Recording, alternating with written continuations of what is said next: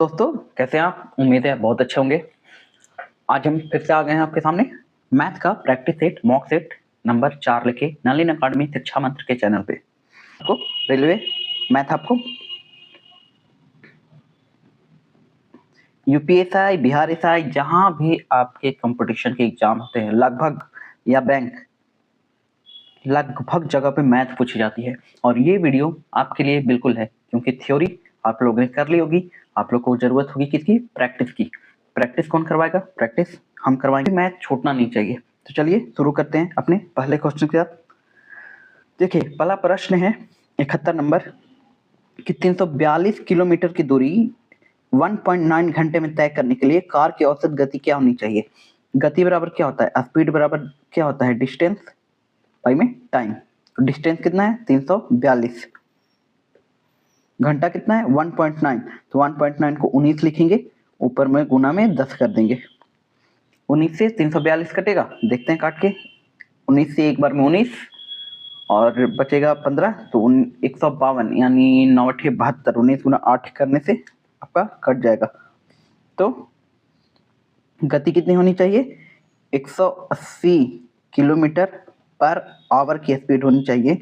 इसको मीटर पर सेकंड में आंसर दिया है तो हम भी मीटर पर सेकंड में तोड़ लेते हैं। 18 से 10 बार में लगेगा। 10 पचे 50 यानी 50 मीटर पर सेकंड की गति होनी चाहिए कार की। चलिए बढ़ते हैं अपने अगले क्वेश्चन की ओर। अगला क्वेश्चन है, क्वेश्चन भाग रहा है हमसे। डर देख रहे हो? खौफ, इसी को बोलते हैं खौफ। अगला क्वेश्चन क्या है? एक घन है, कुल सतह का क्षेत्रफल 486 वर्ग सेंटीमीटर है। घन के कुल सतह का क्षेत्रफल क्या होता है? 6a²। इसके बराबर कितना दिया हुआ है? 486। तो पूछ क्या है? उसके सभी किनारों के लंबाई का योग ज्ञात कीजिए। घन में कितने किनारे होते हैं? कल ही मैंने गिनाए थे घनाभ में आपके किनारे, कल ही था ना। तो घन में भी उतने ही किनारे होंगे, घनाभ से अलग थोड़ी होता है वो। ये 1 2 3 4, ये भी नीचे 1 2 3 4 5, सॉरी 4 4 8 1 9 10 11 12। कितने किनारे होते हैं? 12 किनारे। इसको आप याद रखिएगा, बार बार गिनते थोड़ी रहेगा, इससे अच्छा याद रखिए। 12 किनारे होते हैं। घन या घनाभ कोई भी 3D फिगर होती है तो उसमें कितने किनारे होते हैं? 12। 6a² बराबर 486। तो a² बराबर क्या आ जाएगा आपका? a² बराबर आ जाएगा, 6 से काटते हैं, 6 8 48 और 6 कम 6। a बराबर क्या आ जाएगा? a बराबर आ जाएगा +/9। माइनस में कंपेयर तो करेंगे नहीं क्योंकि किसी भी भुजा का लंबाई माइनस में तो हो नहीं सकता, प्लस में ही होगा। तो a बराबर क्या हो जाएगा? +9। पूछ रहा है सभी किनारों की लंबाई का योग। एक किनारे का लंबाई 9 है तो सभी किनारे यानी 12 गुना 9 कितना आ जाएगा? 108। यही आपका प्रश्न का उत्तर हो जाएगा। बढ़ते हैं उत्तर की ओर, मतलब ऊपर की ओर। देखिए उत्तर क्या आता है ऊपर की ओर। चलिए नेक्स्ट क्वेश्चन देखिए। 10 40 00 के रुपए के लाभ को 6 4 3 के अनुपात में 3 हिस्सेदार अशोक, बिमला और चिराग में बांटा जाना है। चिराग को कितना प्राप्त होगा? यार इतना बड़ा अमाउंट पढ़ना के क्या जरूरी है? 6 4 10 3 13, सीधा सीधा लिखो क्या लिखा हुआ है। पढ़ने में हम टाइम वेस्ट क्यों ही करें? क्यों ही करें? पैसे तो इतने होने नहीं है घर में। ज्यादा है क्या यार? 1 ढाई ढाई 1 1000 10,000 लाख 10 लाख। हाँ 10 लाख आपके अकाउंट में होने में आपको नौकरी लेना पड़ेगा, तब भी लेना से अच्छा है तभी डिजिट में ही गिनो। 10 40 00, 10 40 00 ही था ना। 10 40 00 वही तो मैं सोचूं, 1 0 एक्स्ट्रा कहाँ से ले आया मैं? नहीं नहीं, मेरे अकाउंट में भी इतने पैसे नहीं है। 1 लाख है ही नहीं यार, 10 लाख कहाँ से होगी? 13 8 74 से 8,000। 8,000 चिराग को प्राप्त होने। चिराग तीसरा हिस्सेदार है, तीसरा हिस्सेदार को कितना प्राप्त होता है? 3। तो कितना प्राप्त होगा? 24,000 रुपए। पूछ अरे पूछ रहा है इसमें से कौन से में समांतर चतुर्भुज, पतंग, चतुर्भुज वर्ग में विकर्ण लंबवत नहीं होते हैं, यानी विकर्ण एक दूसरे को 90 डिग्री पे नहीं काटते हैं, तो वो कौन सा चतुर्भुज होता है? वो चतुर्भुज होता है समांतर चतुर्भुज। ठीक है, ये होता है समांतर चतुर्भुज। वर्ग तो नहीं लग रहा ना, इसका कोई भी कोण 90 डिग्री का नहीं होता है और ये एक दूसरे को समकोण पे काटते भी नहीं है। तो आपका क्या आंसर हो जाएगा? 74 का ए आपका आंसर हो जाएगा, यानी समांतर चतुर्भुज आपका आंसर हो जाएगा। बढ़ते हैं अपने अगले क्वेश्चन की ओर। हो गई। अब क्वेश्चन देखिए, देव ने जयराम को 17 वर्षों के लिए 8,000 रुपए उधार दिए। 8,000 रुपए 17 वर्षों के लिए। और कार्निक कार्निक कार्निक कैसा नाम है, कार्निक को उसी दर पर 16 वर्षों के लिए 4700 रुपए उधार दिए। रेट दोनों का क्या है? सेम है। दोनों के ब्याज के रूप में कुल 21,120 मतलब 21,120 रुपए प्राप्त हुए। वार्षिक ब्याज दर कितनी है? सीधा सीधा हम क्या करेंगे, 8,000 गुना R% गुना 17 बटे में 100 प्लस 4700 रुपये उधार दिए, दोनों उसी दर पर 16 वर्षों के लिए, यानी रेट वही रहेगा। वर्ष कितने हो जाएंगे? 16 बटे 100 इक्वल टू कितना आएगा? इक्वल टू 21,120 रुपया। सोल्व करते हैं, 2 जीरो से 2 जीरो कटेगा, यानी 17 गुने 8, 17 गुने 8 आपका आता है 80 और 8 से 56, 6 8 5 13 यानी 136, तो 1360 R प्लस ये 2 जीरो से ये 2 जीरो के 43 गुना 16 कीजिए, 43 गुना 16, 7 छक 42 के 2 हाथ में 4, 6 चौके 24 4 28, 47 2 8 7 15 के 5 हाथ में 1 4 2 6 1 7, 752 R इक्वल टू 21120। 1360 और 752 कितना होगा? ऐड करते हैं, 2 6 5 11 के 1 हाथ में 1, 7 3 10 1 11 और 1 1 2, 2112। देखिए 2112 ये भी है, लास्ट में एक जीरो है, यानी R बराबर क्या आ जाएगा? डायरेक्ट 10 मान लेंगे, तो R कितना परसेंट आ गया? 10%। हमसे पूछ तो यही रहा है कि R कितना होगा, ब्याज की दर कितनी होगी, तो हमने कितना निकाला? 10%। कोई हार्ड क्वेश्चन था नहीं, इजी था। देखिए क्वेश्चन, एक समलंब चतुर्भुज का क्षेत्रफल 21 वर्ग सेंटीमीटर है, समानांतर भुजाओं के बीच की दूरी 3 सेंटीमीटर है और समानांतर भुजाओं में से एक की लंबाई 8.3 सेंटीमीटर है, तो अन्य समानांतर भुजा की लंबाई क्या है? सबसे पहले समलंब किसे कहते हैं? समलंब ये होता है, देखिए ऐसा चतुर्भुज देखा है आपने कभी? ऐसा चतुर्भुज आपने कहाँ देखा है बताइए?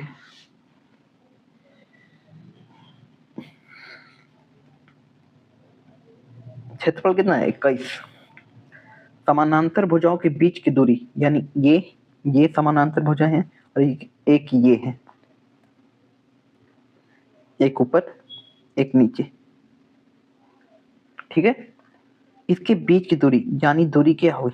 ये दूरी हमेशा परपेंडिकुलर होती है, ये दूरी नहीं है, ये तो लंबाई हो गया दूरी, ये दूरी है, ये कितना है? 3। समानांतर भुजाओं में से एक की लंबाई 8.3 सेंटीमीटर है। मान लीजिए बड़ी भुजा की लंबाई 8.3 है, हम छोटी का भी मान सकते हैं, किसी भी मान लीजिए, फिर आंसर आएगा तो पता चल ही जाएगा छोटी का था या बड़ी का। अब समलंब चतुर्भुज का क्षेत्रफल क्या होता है? समलंब चतुर्भुज का क्षेत्रफल होता है हाफ इंटू समानांतर भुजाओं का योग, इसका नाम दे देते हैं तो मजा आ जाएगा लिखने में, ABCD। बचपन में आपने ABCD सही से सीखी नहीं होगी ना, तो बहुत मलाल होगा अभी। देखिए सबका नाम ABCD हम लेके काम चला लेते हैं, AB + CD इंटू ऊंचाई, ऊंचाई कितना है? 3 है, दूरी ही तो ऊंचाई है, ये कितना में है? 3 में, गुना में 3, इक्वल टू 21। 1 देखिए 1 लिखा भी नहीं रहा है। हाँ हो गया। अब 3 से 21 कटेगा 7 बार में, तो इधर क्या कर रहा है, भागा कर रहा है, तो इधर जाके गुना करेगा, यानी AB plus CD equal to क्या हो गया, 7 दूनी 14। AB हमें पता है ना 8.3, तो CD बराबर क्या हो जाएगा 14 माइनस 8.3। पॉइंट बैठा के यहाँ 0 लगाएंगे, 0 में से 3 गया 7 आ जाएगा, और 13 में से 8 गया 8 5 13, ठीक है ना, 8 5 13, यानी CD की लंबाई कितनी हुई 5.7। आपका डी आंसर हो जाएगा। आपको लगा होगा मैंने क्वेश्चन देख लिया क्या, नहीं 8.3 आप इसको भी मानते ना तो आ जाता आपका 5.7, तो आपको पता चल जाता कि छोटा भुजा ही छोटा होगा, जो दिखने में छोटा है वो भी छोटा ही होगा, तो आप आंसर निकाल सकते, कोई भी भुजा निकाल सकते थे। यहाँ तो आपको फिगर बनाने की भी जरूरत नहीं थी अगर ये फॉर्मूला आपको याद रहता। चलिए बढ़ते हैं अपने अगले क्वेश्चन की ओर। मैथ जो है ना वो आपका स्कोर इम्प्रूव कराता है। आप मैथ कहीं से बना के आओगे ना तो कंफर्म रहोगे भाई 18 बनाए हैं, 18 ही सही बनाए हैं। आप जीके में कंफर्म नहीं हो सकते, इवन रीजनिंग में भी कंफर्म नहीं हो गया, क्योंकि रीजनिंग का वो कौन सा दिमाग लगाया है, रीजन दिया है एग्जामिनर, और आप कौन सा पता नहीं चलेगा। इंग्लिश में तो कंफर्म होने का चांसेस ही नहीं होता ज़्यादा, और जीके में तो आप तुक्का लगा के ही आगे कुछ क्वेश्चन में। 100% स्कोरिंग एरिया होता है मैथ, इसलिए मैथ ध्यान से पढ़ें। मैथ सबका अच्छा हो जाता है तो आपको भी अच्छा ही करना पड़ेगा। एक विक्रेता है, कुछ केले 1 रुपए में 2 के हिसाब से खरीदता है। 1 रुपए में 2 केले खरीदता है, यानी कैसे खरीदता है, बनाना कैसे खरीदता है, 8 आना। 1 रुपए को 16 आना बोलते हैं, तो 8 आना में 1 केला मिलता है उसको। बेचता कैसे है, 7 रुपए में 10 के हिसाब से। इसका कॉस्ट प्राइस क्या है 1/2, और सेलिंग प्राइस क्या है, रुपए ऊपर लिखिए बटा 10। तो इसका परिणाम क्या है, SP बटा CP क्या होगा 7/10 गुना 1 गुना 2, यानी 5 रुपए पे 2 रुपए लाभ हो रहा है। तो कितना लाभ होगा, कितना परसेंट, 5 से 20 बार में 20 दूना 40% का लाभ होगा। इसको सी आंसर हो जाएगा। हमेशा लाभ निकालना हो तो SP/CP लिखिए, ना कि CP/SP। अब SP क्या है समझ में आ रहा है ना, सेलिंग प्राइस। सेलिंग प्राइस यानी जिस कीमत पे वस्तु बिकी है, सेलिंग प्राइस। CP क्या है, कॉस्ट प्राइस, जितना में खरीदी गई है उसको कॉस्ट प्राइस बोलते हैं। चलिए बढ़ते हैं अपने अगले क्वेश्चन की ओर। अगला क्वेश्चन है, 10वीं कक्षा के डिवीजन ए में 45 छात्रों द्वारा किए गए अंकों का औसत 56 है। प्राप्त किए गए, हम भी सोचे क्या किए गए। डिवीजन बी के 40 छात्रों का, सबसे पहले ए का लिखते हैं। 45 छात्रों का औसत 56 है। बी में क्या है, बी के 40 छात्रों के अंकों का औसत 52 है, 40 का 52 है। सी के 40 छात्रों के अंकों का औसत 50 है। सी के 40 छात्र का औसत क्या है 50। तो पूछ रहा है 10वीं कक्षा के तीनों डिवीजन के छात्रों का अंकों का औसत ज्ञात कीजिए। सबसे पहले 45 गुना 56 हम क्या करेंगे, इन सब का टोटल निकालेंगे, उसको ऐड करेंगे, और इससे इस छात्रों का संख्या है उससे डिवाइड करेंगे। तो 45 गुना 56 करते हैं, 6 × 5 = 30 के 0 हाथ में 3, 6 × 4 = 24, 3 × 27 यहाँ पे करते हैं। तब तो वहां लिख लेंगे ना, 45 गुना 56, 45 दूना 90, 9 × 3 = 27, 270, 50 25 के 5 हाथ में 2 और 4 5 20 2 22, यानी 0 7 5 12 के 2 हाथ में 1, 2 2 4 1 5, 2520 आया 20। 40 गुना 52 कितना आएगा? तो ये तो आसान से कर लीजिएगा, 52 गुना 4, 4 दूना 8, 5 के 20 यानी 2080। 40 गुना 50 2000, ऐड करेंगे 8 2 10 के 0, हाथ में 1, 5 1 6 और 2 3 6, 6600। कितने छाते हैं? 40 40 80, 80 और 40 120, 120 और 5 125, 25 से कटेगा 5 बार में, 25 चौके 100 यानी 66 गुना 4/5, 6 चौके 24 के 4, हाथ में 2, 6 चौके 24 1 25, 5 से काटेंगे 50.8। अब कहाँ गलती कर दी हमने?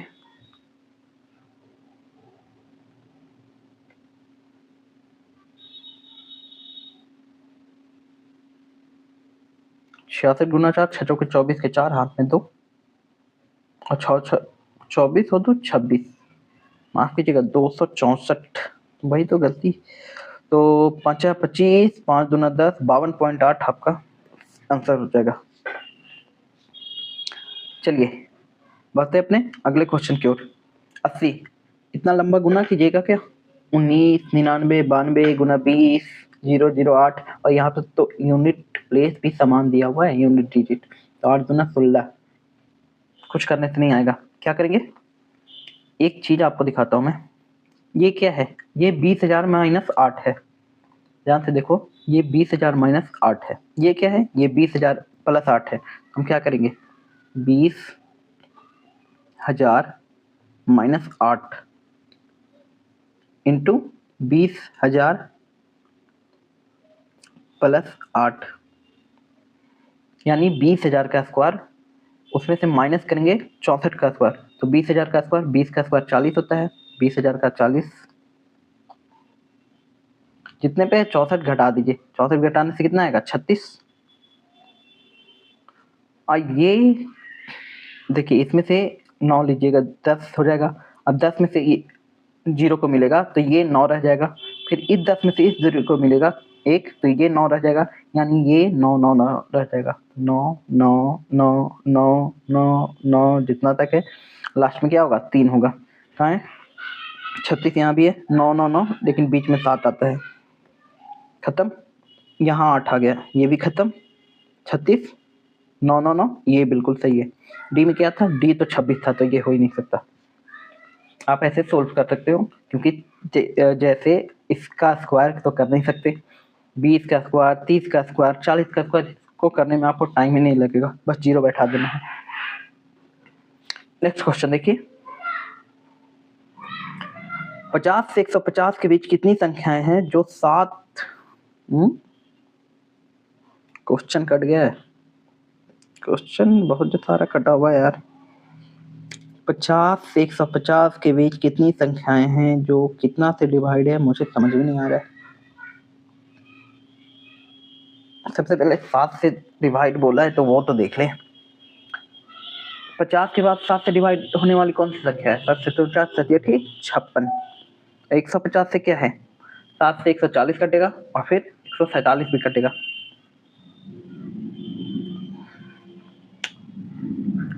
यार यहाँ पे कुछ तो होता, 4 5 जो भी होता, तो उसका एलसीएम निकालते और देखते कि कितनी संख्याएं हैं। इतना कम आंसर है, इतना ज्यादा आंसर आ रहा है। चलिए इस क्वेश्चन को स्किप मारते हैं। बहुत आसान क्वेश्चन। 237 गुना 432 गुना 156 का इकाई अंक क्या है? तो इकाई अंक से तो हम क्वेश्चन को ही सोल्व कर देते हैं, ये तो क्वेश्चन ही दे दिया। 7 दूनी 14, 4 इकाई अंक, 4 छक 24, यानी 4 ही इकाई अंक होगा। देखिए एक और क्वेश्चन कटा हुआ है, अगर डाटा नहीं कटा हुआ होगा तो हम सोल्व करेंगे। बी तथा सी एक कार्य को 12 दिनों में पूरा कर सकता है। सी तथा डी उसी कार्य को 18 दिनों में पूरा करते हैं। डी तथा बी उसी कार्य को 24 दिनों में पूरा कर सकते हैं। बिल्कुल, कोई डाटा का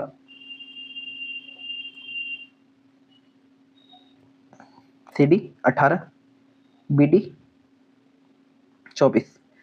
ये कितना अच्छा 18 लिखा हुआ है ना, 24 भी। 12 18 24 का एलसीएम आपका 72 हो जाएगा।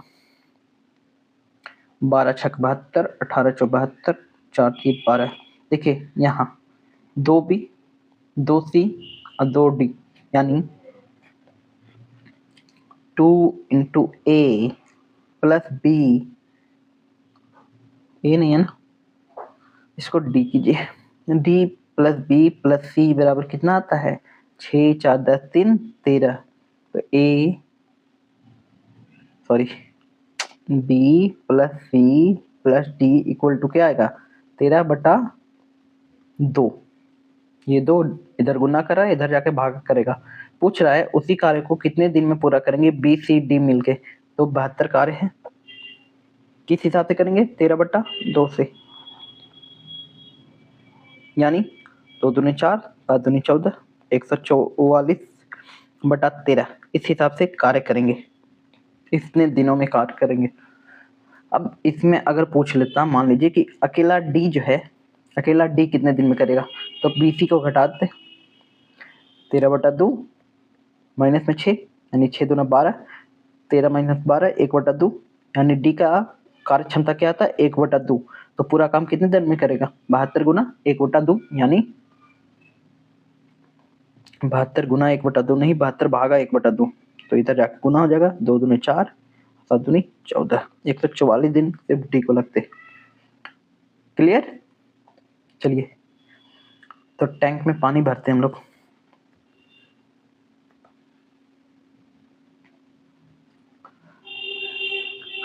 पाइप ए एक टैंक को 30 मिनट में भर सकता है।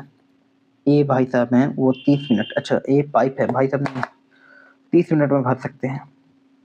बी उसी टैंक को 50 मिनट में भर सकता है।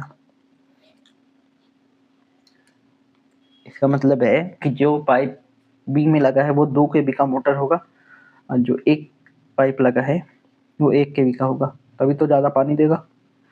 दोनों पाइप एक साथ मिलकर उस टैंक को कितने दिन में भरेंगे, बकवास क्वेश्चन है। 150, 30 25 150, 5 3 150/8।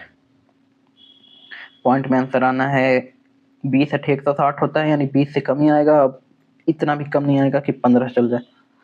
चलिए पूछ रहा है 8 मीटर 5 मीटर चौड़े और 6 मीटर ऊंचे, 8 मीटर लंबे 5 मीटर चौड़े तथा 6 मीटर ऊंचे कमरे में रखी जाने वाली सबसे लंबी छड़ की लंबाई क्या हो सकती है। यानी ये कमरा बनाते हैं हम, ये भी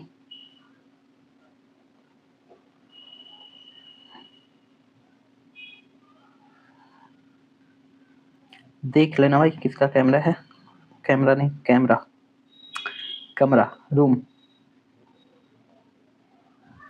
मेरा तो नहीं है। इसमें छड़ रखना है, देखिए सबसे लंबा छड़ कितना होगा, ये होगा सबसे लंबा छड़, इसमें रख सकते हैं, इससे और लंबा कोई हो नहीं सकता। तो इसका लंबाई कैसे निकालेंगे, इसका लंबाई मैं बताता हूँ आपको कैसे निकालेंगे।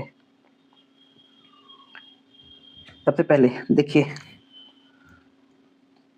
इसका लंबाई निकालना है, तो हम सबसे पहले क्या करेंगे कि 90 डिग्री का एंगल ढूंढेंगे ताकि निकल जाए। ये देखिए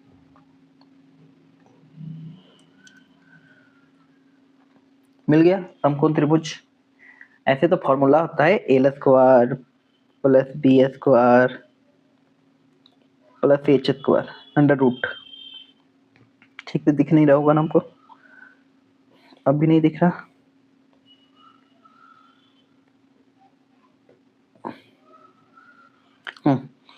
ये फॉर्मूला आता है, लेकिन ये फॉर्मूला आता कहाँ से है, मैं आपको वो दिखा रहा हूँ। ये क्या है, ये है लंबाई यानी एल। ये क्या है, ये है विकर्ण, नीचे वाला भुजा का ये चतुर्भुज है, उसका ये विकर्ण है। तो ये निकलेगा कैसे, ये बेस है और ये है, सॉरी एल नहीं है एच है, हाइट है ना, लंबाई तो ये है। तो एल ये कितना होगा, ये होगा L square plus B square under root होगा। और ये कितना होगा फिर, अब ये निकालने के लिए क्या करेंगे, इसका स्क्वायर प्लस इसका स्क्वायर। तो L square plus B square का रूट में है, उसका स्क्वायर कितना होगा, L square plus B square plus में एच स्क्वायर इक्वल टू, ये सबसे लंबी जो छड़ रखी हुई है तो दिखाइए। सबसे लंबी जो छड़ रखी हुई है उसके आसपास, तो उसका नाम सी से देते हैं, नहीं सी ना, चलिए विकर्ण से देते हैं, विकर्ण का स्क्वायर। अब इसका स्क्वायर तो हमें निकालना नहीं है, विकर्ण निकालना है तो स्क्वायर उधर जाके क्या हो जाएगा, रूट। यही चीज मैंने लिखी ना। देखिए फॉर्मूला कहाँ से आता है, ये अगर आपके टीचर ने नहीं बताई है तो मैं बता रहा हूँ, मतलब अगर आपने पढ़ लिया है तो थ्योरी अगर कहीं से पढ़ा होगा तो आपके टीचर ने बताई ही होगी ये कहाँ पे आया। मैं बस आपको रिवाइज करा रहा हूँ कि अगर आप गलती से भूल गए, भाई याद नहीं आ रहा है क्या फॉर्मूला होता है, आराम से फिगर बनाइए, आपको सामने दिखेगा कि कहाँ से आएगा आंसर, और ये याद कर लेना। अब हम सोल्व करते हैं क्वेश्चन को, हमारा पेन ले लेते हैं फिर से वापस। क्या हुआ, L square plus B H को plus H square under root. L square कितना है, 8 का square 64 plus B square 25 plus H square यानी 36 अंडर रूट।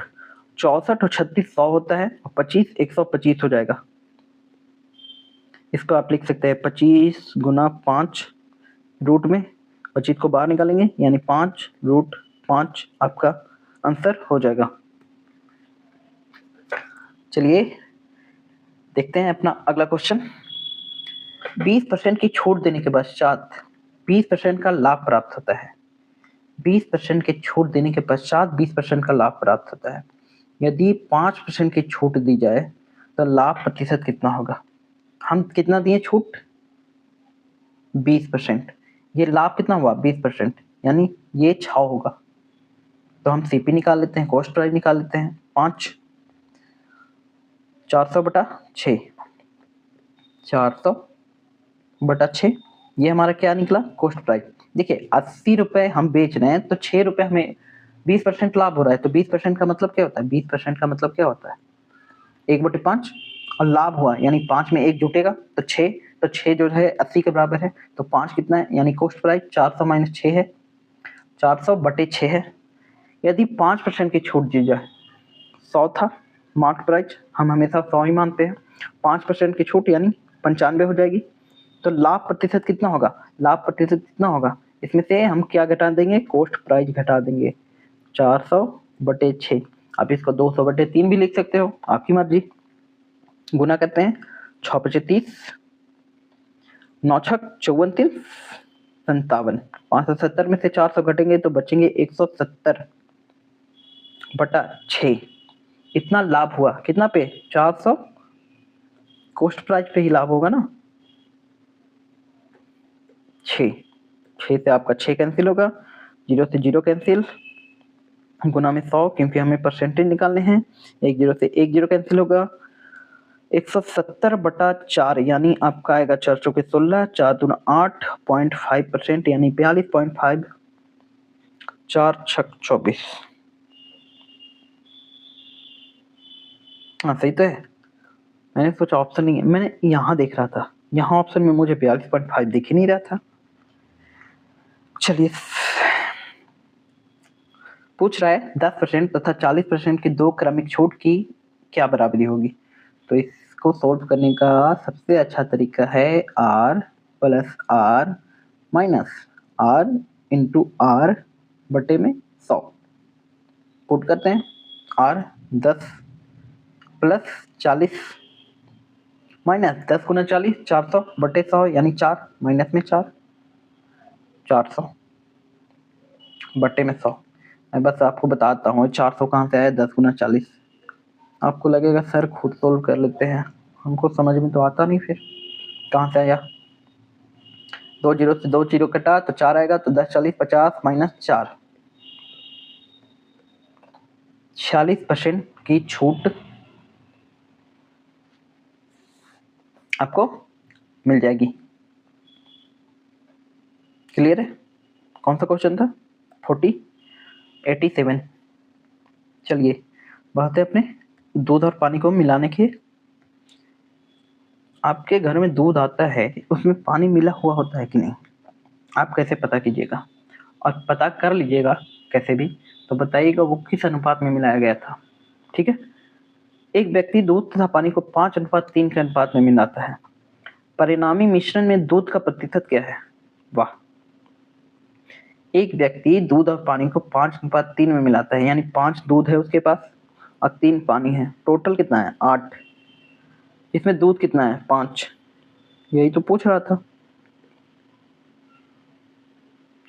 8 से 100 कटेंगे, 8 से 100 आपको कटेंगे 12.5 से, क्योंकि 4 से 25 बार में कटते हैं, तो 4 का गुना 2 गुना 8, तो 25 का आधा 12.5। 12.5 को 5 से गुना करेंगे तो 12 पचे 60 और 50 25, यानी 60 दो 62.5 आपका आंसर।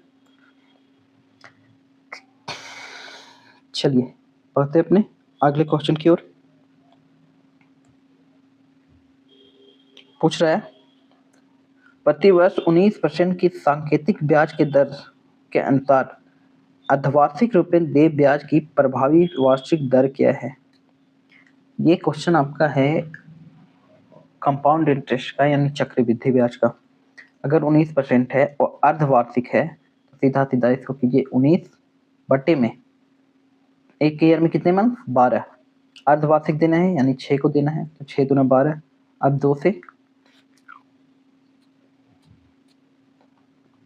माफ कीजिए 19 गुना 12 बटा में 6, तो 19 दूना 38% आपका वार्षिक दर हो जाएगा।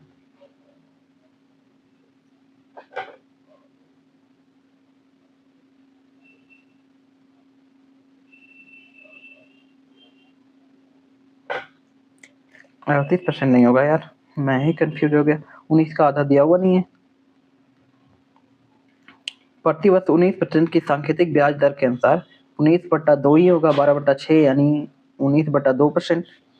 अर्धवार्षिक रूप से देय ब्याज की प्रभाव वार्षिक दर क्या है।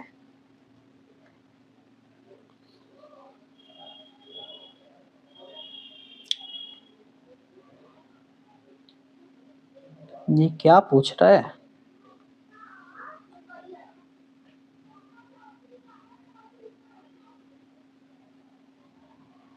अगर ठीक है, अगर 100 मूलधन मानते हैं तो 19/2 इंटू 19/2 एक साल का है। 19/2 नहीं होगा ना, 200 होगा, परसेंटेज है ना, तो 19/200, 200 200। हमें निकालना है चक्रवृद्धि ब्याज, तो 219/200 इंटू 219/200। मैं आपको बताता हूँ ये पूछ क्या रहा है।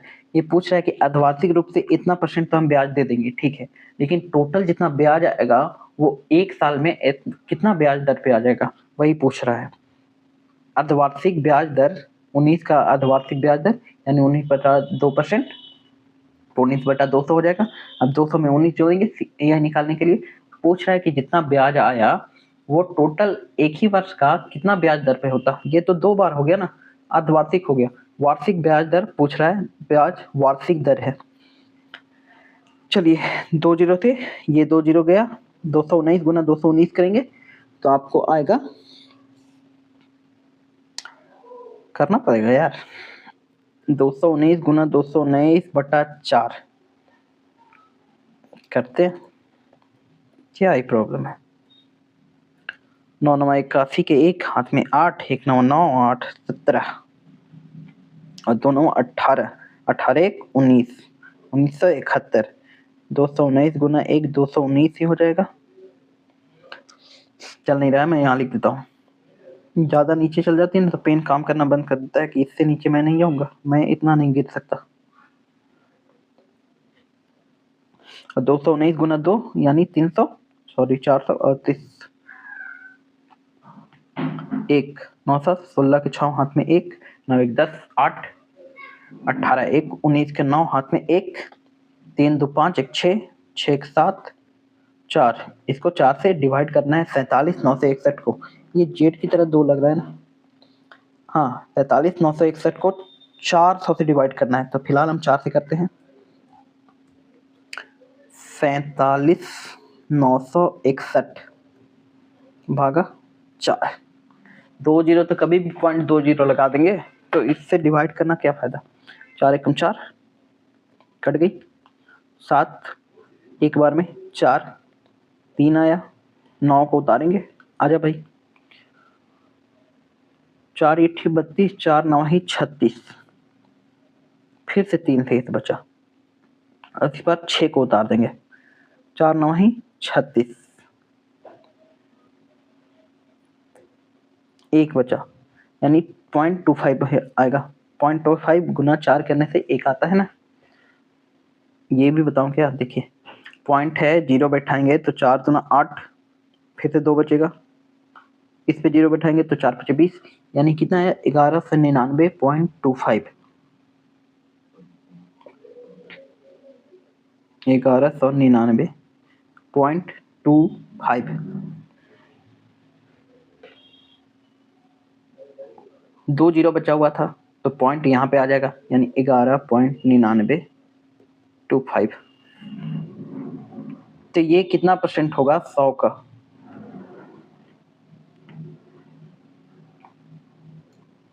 देखिए 11.99 था,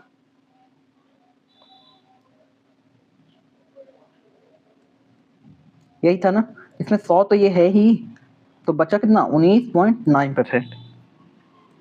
19.9%। आपको समझ में नहीं आई, फिर से समझा दूं। चलिए,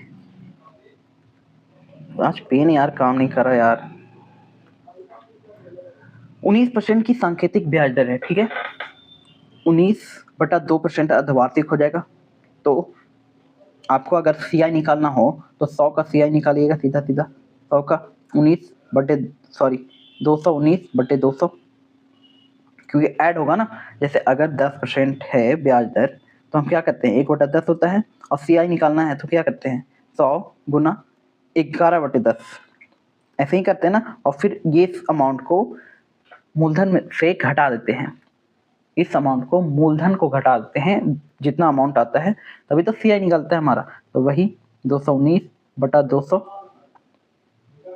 ये आ जाएगा आपका 1 साल का अर्धवार्षिक है, इसलिए अब इसको आप कट पिट करके घटा लीजिएगा, उस पर घटा लीजिएगा तो आपका आ जाएगा 19.9%। चलिए बढ़ते अपने अगले क्वेश्चन की ओर। एक क्रिकेट मैच है, हम लोग का फेवरेट मैच, के पहले 38 ओवर में रन रेट 4.5 रन था। ऐसे ही बता दीजिए आप कि 38 ओवर में 4.5 का रन रेट मेंटेन कर रहा है, तो वो टीम कौन सी होगी। बताने वाले को इनाम दिया जाएगा। हमारे पड़ोस में ही रहती है वह टीम। हाँ हाँ, आप जो सोच रहे वही है, लेकिन उसका नाम आपको कमेंट बॉक्स में लिखना है, और रियल नेम नहीं लिखना है, लेकिन ऐसा लिखना है कि पहचान में आ जाए कि उसी के बारे में बात हो रही है। तो कमेंट बॉक्स भर देनी चाहिए आपको। 8 बचे 40,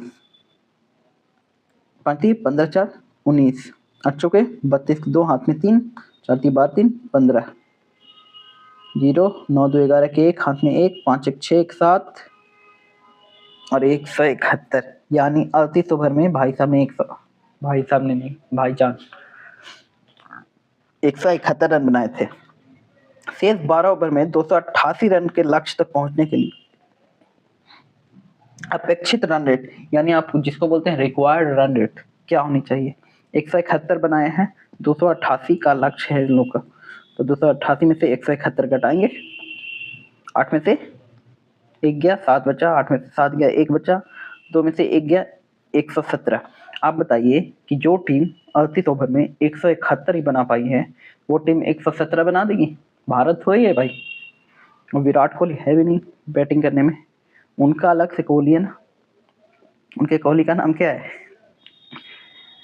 ज़्यादा मजाक नहीं करना चाहिए, फिर भी करना चाहिए। तो 12 से 117 में डिवाइड करेंगे, 12 ओवर में 117 रन चाहिए, तो 12 नवा आपको आ जाएगा 108, बचेगा 8 9 बचेगा शेषफल में, पॉइंट बैठा के 0 आएगा, तो 1296 यानी 9.8। कहीं है, कहीं नहीं है, ठीक गुना नहीं किया क्या हम लोग।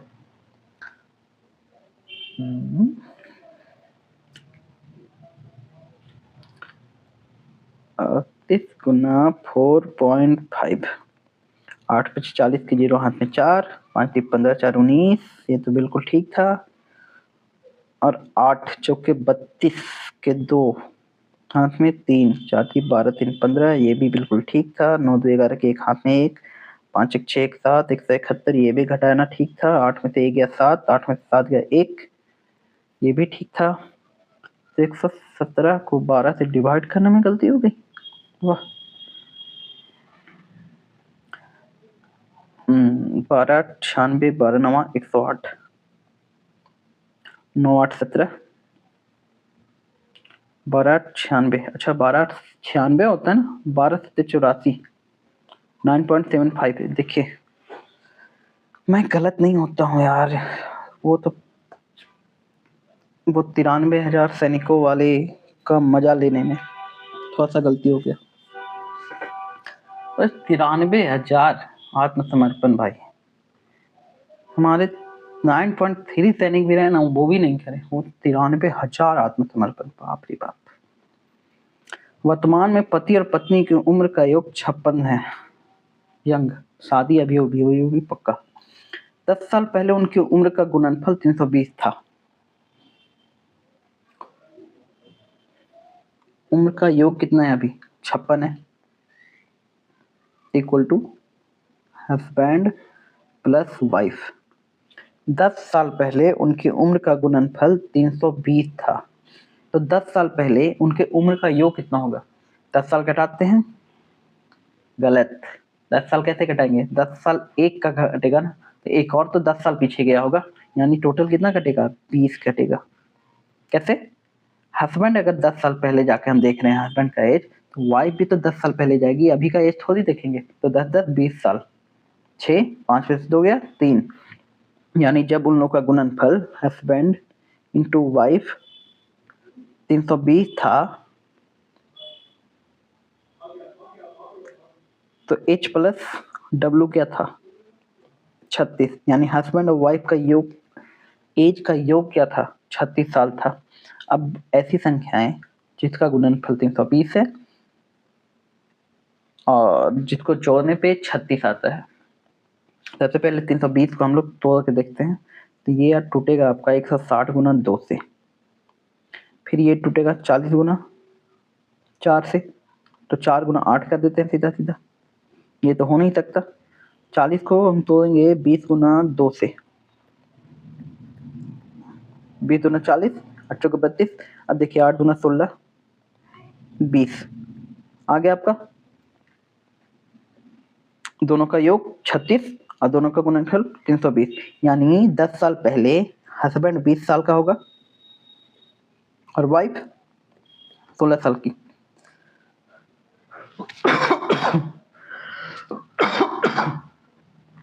ठीक है, तो पूछ रहा है उन पति और पत्नी की उम्र क्या है। अब क्या है उम्र? ये तो 10 साल पहले थी, तो अब क्या होगी? 30 का 26। अब किसी को लग रहा होगा सर वाइफ भी तो बड़ी हो सकती है, क्यों नहीं हो सकती? इसमें बताया भी नहीं है पति पत्नी की उम्र क्या है, इसमें बस आंसर दिया है, तो आप आंसर निकालना है 30 और 36, 30 और 26। नेक्स्ट क्वेश्चन है, यदि किसी बिजली के बिल में 27% की छूट दी जाती है, तो अभी भी 1825 रुपए का भुगतान होगा। अगर मान लीजिए 27% का छूट दे रहा है, दिया कितना? 100 मैंने 27 यानी 63, 73, और 73 जो है वही तो भुगतान कर रहा है। कितना कर रहा है? 1825 रुपया। तो प्रारंभ में बिल कितना था? प्रारंभ में बिल था 100 रुपया, नॉट बिल, इट्स बिल। 73 से 1825 कटेगा? कटना तो चाहिए यार, 73 से कोई कटेगा भी नहीं, 73 से मतलब 73 किसी से कटेगा भी नहीं। 3 10, 2 बार में 3 दूना 6, 7 दूना 14, 12 में से 6 गया 6 बचेगा, और ये बच गया 17, 17 में से 4 गया 3, यानी 365। 5 से लगाइए, 5 3 15 का 5, हाथ में 1, 7 5 35, 1 36, यानी 73 से ये भाई साहब 25 बार में जाएंगे, तो 25 गुना 100 करेंगे तो 2500। पहले बिल कितना था? 2500 रुपया।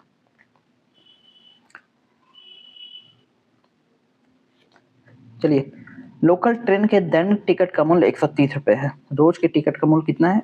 130। मासिक पास का मूल्य 3091.40 है। यानी अगर हम 130 रुपये रोज देके जाए महीना में तो कितना देके जाएंगे? 3900 लगे। लेकिन मासिक पास का मूल्य कितना है? 3091.4 रुपये। यदि मैं मासिक पास खरीदता हूँ और एक महीने में 29 दिन यात्रा करता हूँ तो मेरी बचत कितनी है? मैंने कितना यात्रा की? 129 दिन।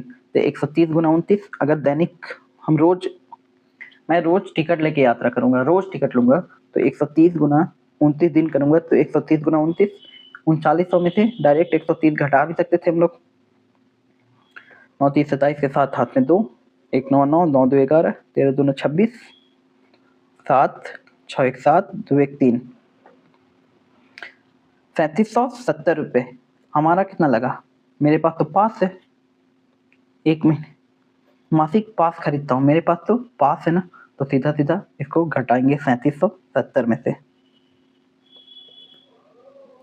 10 में से 4 गया 6 बचा, 9 में से 1 गया 8 बचा, 16 में से 9 गया 9 8 17 9 7 16, ये 6 बचा और ये कट गए, 678.6 बचा। ये मेरा लाभ है। कितना पे लाभ हुआ है? 3570 रुपया पे। क्योंकि अगर हम रोज खरीद के जाते तो 3770 लगते, लेकिन मेरा लगा 3091, यानी 678 रुपये का लाभ है मेरा 3570 पे। गुना 100 कीजिए। इस पॉइंट को ये जीरो से हटाते हैं और ये जीरो को ये जीरो से हटाते हैं, तो ये किससे डिविजिबल है? 7 7 14 3 17, ये कटेगा भी नहीं 3 से, तो डिवाइड करके देखते हैं। 67 86 बटा 377, 67 86 डिवाइडेड बाय 377। एक से लगेगा 7 7 3, 2 से लगेगा नहीं लगेगा, 7 0 3 6, 7 के पावर में यूनिट डिजिट 6 आता है। 7 दूना 14, 7 21, 7 5 35, 7 6 42, 7 7 49, 7 8 56, 7 8 56, तो 377 गुना 8 अगर करेंगे तो 30 16 आता है क्या? 8 7 56 के 6 हाथ में 5, 8 7 56 5 61 के 1 हाथ में 6, 6 18 6 2416।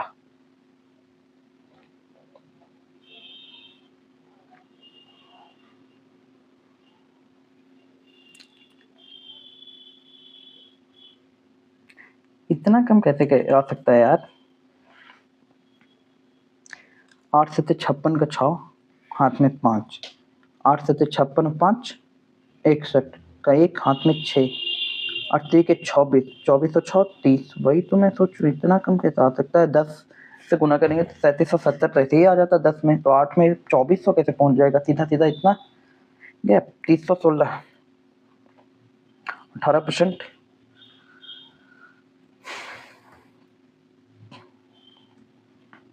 एक विक्रेता कुछ नींबू 10 रुपए में 11 के हिसाब से खरीदता है और 5 रुपए में 4 के हिसाब से बेचता है, तो सीधा सीधा 5 में 4 के हिसाब से बेचा और 10 रुपए में 11 के हिसाब से खरीदा, तो उसका लाभ कितना हुआ? 11/8, यानी 3 लाभ हुआ 8 पे। गुना 100, 1/8 को 12.5 लिखते हैं, तो 12.5 गुना 3 यानी 37.5% का लाभ हो जाएगा इसको। कैसे? मैंने पहले ही बताया था, सीपी कैसे लिखा जाता है? Cost price. 10 रुपए में 11 के हिसाब से, और एसपी क्या होता है? 5 रुपए में 4 के हिसाब से बेचता है। ठीक है, यही तो मैंने यहाँ किया। 5/4 सीपी, एसपी बटा सीपी गुना 10/11 नीचे आएगा तो ऊपर चल जाएगा। ठीक है, समझ में आ रहा है? बढ़ते हैं अपना आगे, मुकेश भैया के पास बढ़ते हैं। मुकेश तथा दिनेश एक कार्य को मिलकर 120 दिन में कर सकते हैं। मुकेश दिनेश मिलकर कितने दिन में कर सकते हैं? 120 दिन में। मुकेश अकेला कार्य को 150 दिनों में कर सकता है। 12 और 15 का एलसीएम कितना आता है? 60 आता है, तो इसका 600 आ जाएगा। 12 5 60, 15 चौके 60, यानी एक के हिसाब से ये डी कौन था? दिनेश। डी कैसे काम करता है? एक के हिसाब से 5 - 4। तो पूछ क्या रहा है? दिनेश अकेला उस कार्य को कितने दिन में पूरा करेगा? तो 600 कार्य एक के हिसाब से करेगा तो कितने दिन लग जाएंगे? 600 दिन। आपका डी आंसर। नेक्स्ट क्वेश्चन है, एक समबाहु त्रिभुज जिसकी भुजा 12 सेंटीमीटर है का क्षेत्रफल क्या है? समबाहु त्रिभुज क्या होता है? जिसकी तीनों भुजाएं बराबर हो। देखिए समबाहु त्रिभुज का एक और आपको प्रॉपर्टी बताता हूं मैं। जो इसका फिसलम्ब होता है वही इसका माध्यिका होता है, वही इसका एंगल बाइसेक्टर होता है। क्यों? क्योंकि तीनों भुजा बराबर होती है। तो इसका यहाँ पे एक रेशियो डालिए, यहाँ से एक वृत्त खींचते हैं आप, तो इसकी त्रिज्या क्या होगी? इसकी त्रिज्या ये हो जाएगी। देखिए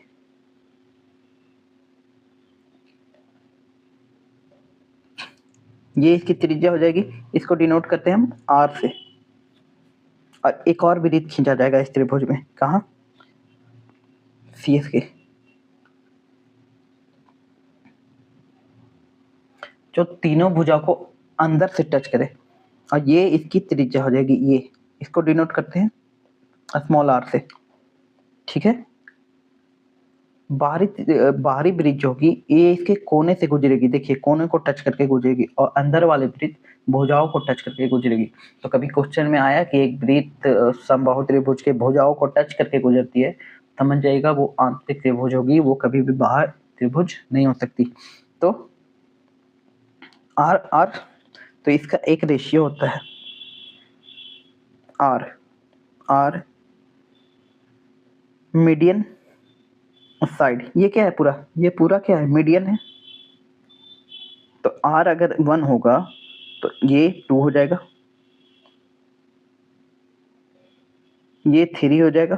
1 + 3, और साइड क्या हो जाएगा? 2√3। 2√3। इसको आप नोट कर लीजिएगा, इसको याद कर लीजिएगा। क्वेश्चन जैसे ही आएगा कि एक समबाहु त्रिभुज का इन रेडियस या अंत त्रिज्या, एक समबाहु त्रिभुज का अंत त्रिज्या 5 है, तो उसका बाह्य त्रिज्या क्या होगा? तो सीधा सीधा आपको याद रहेगा रेशियो। तो 1 है 5 है, तो 2 कितना होगा? 10। अब सीधा मार के निकल जाएगा, नहीं तो फिर सोल्व करते रह जाइएगा। इसको नोट कर लीजिएगा आप कहीं अच्छे से नोट में। तो चलिए हम क्वेश्चन सोल्व करते हैं।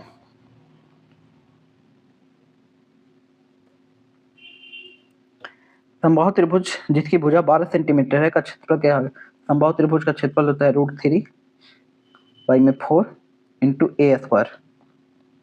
तो √3/4 इंटू 12 कहाँ से आया? दिया हुआ है इसने 4 से 3 बार में, तो 12 × 36, √3 आपका आंसर हो जाएगा।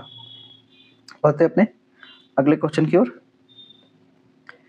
क्वेश्चन है, एक वस्तु का अंकित मूल्य 7600 है तथा 15% की छूट पर उपलब्ध है।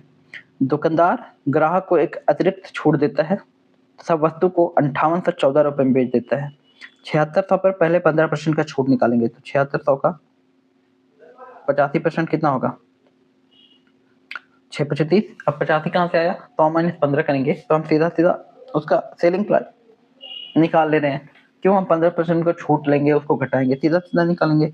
6 × 35 के 0 हाथ में 3, 7 × 5 35, 3 × 38, 8 × 41, 4, 8 से 56 और 4 60, 0, 8 8 16, 3 1 4 6, 6460 रुपए उसके बनते हैं।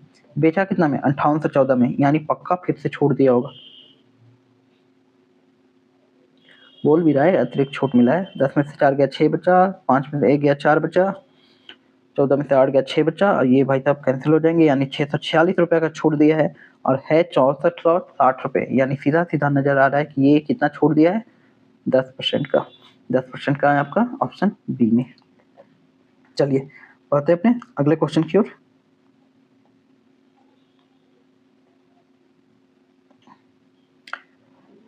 हाँ नीचे मत देखिएगा। नीचे देखने के लिए ना आपको चश्मे की भी जरूरत नहीं पड़ेगी, इतनी आप बड़ा बड़ा लिखा हुआ। मोहन एक वस्तु को 30% की छूट पर खरीदता है, यानी 70 में खरीदा, और इसे शाम को 20% के लाभ पर बेच देता है, यानी ये जो 5 है तो 6 कितना होगा, सीधा सीधा बात।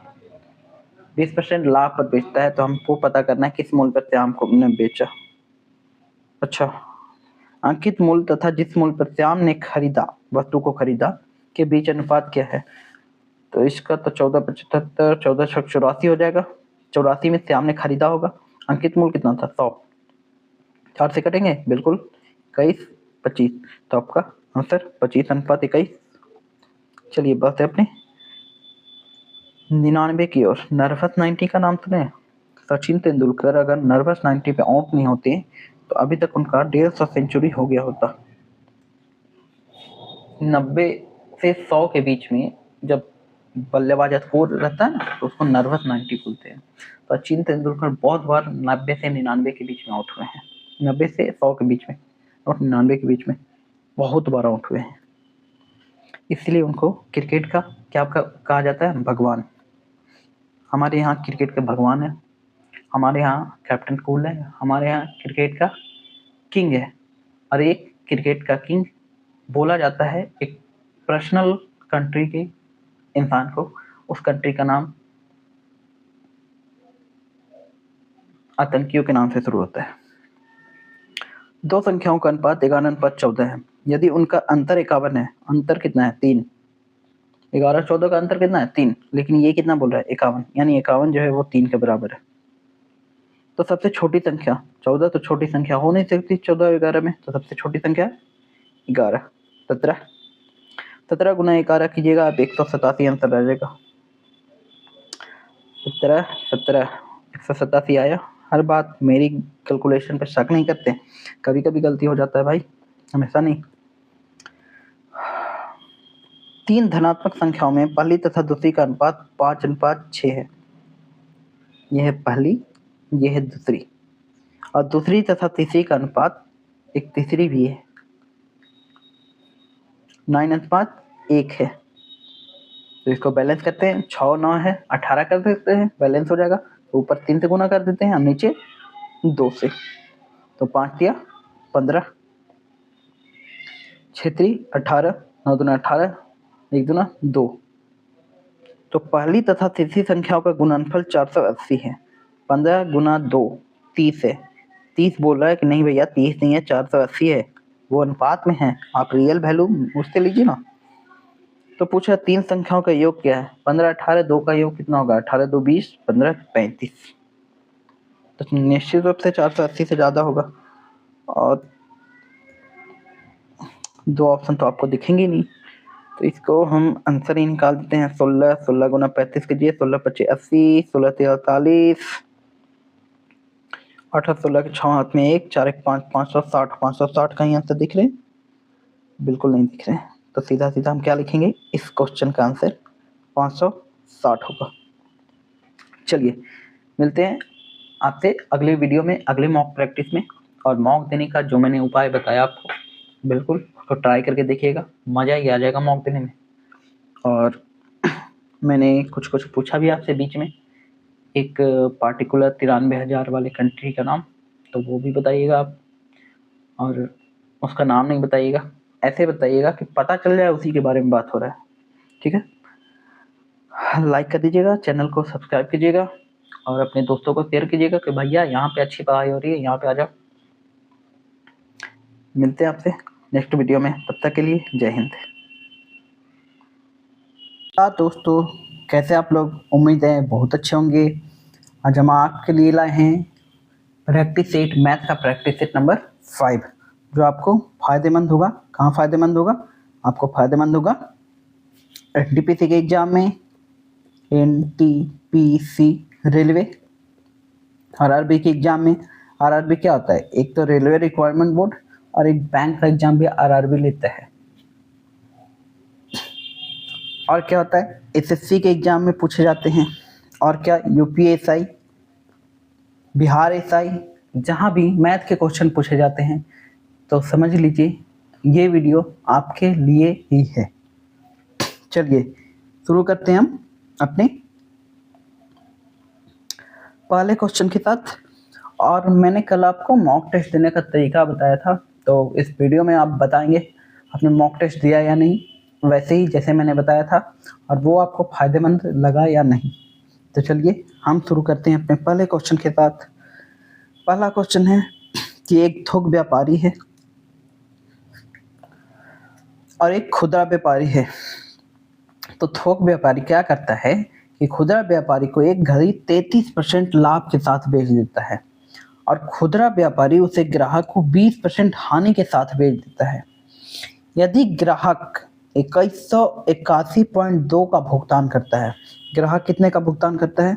2181.2 रुपये का।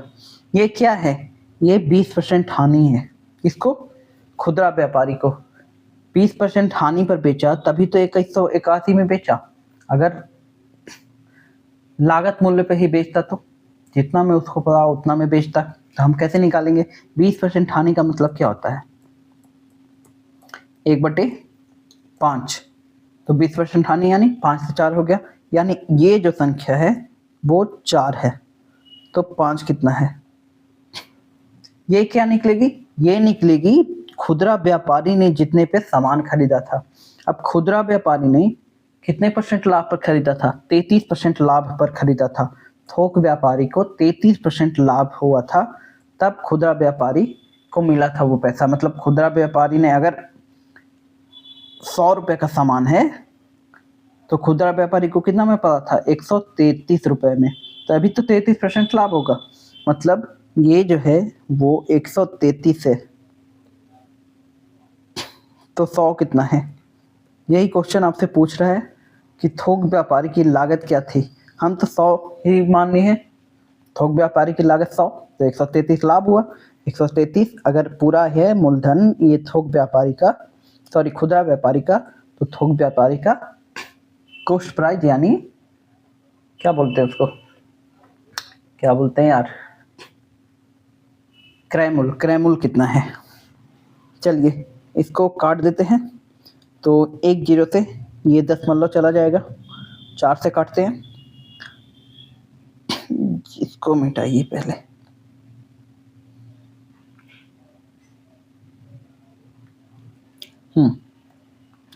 4 5 20, 4 चौके 16, बचा 2, 4 5 20 और 4 तिया 12, कट गए।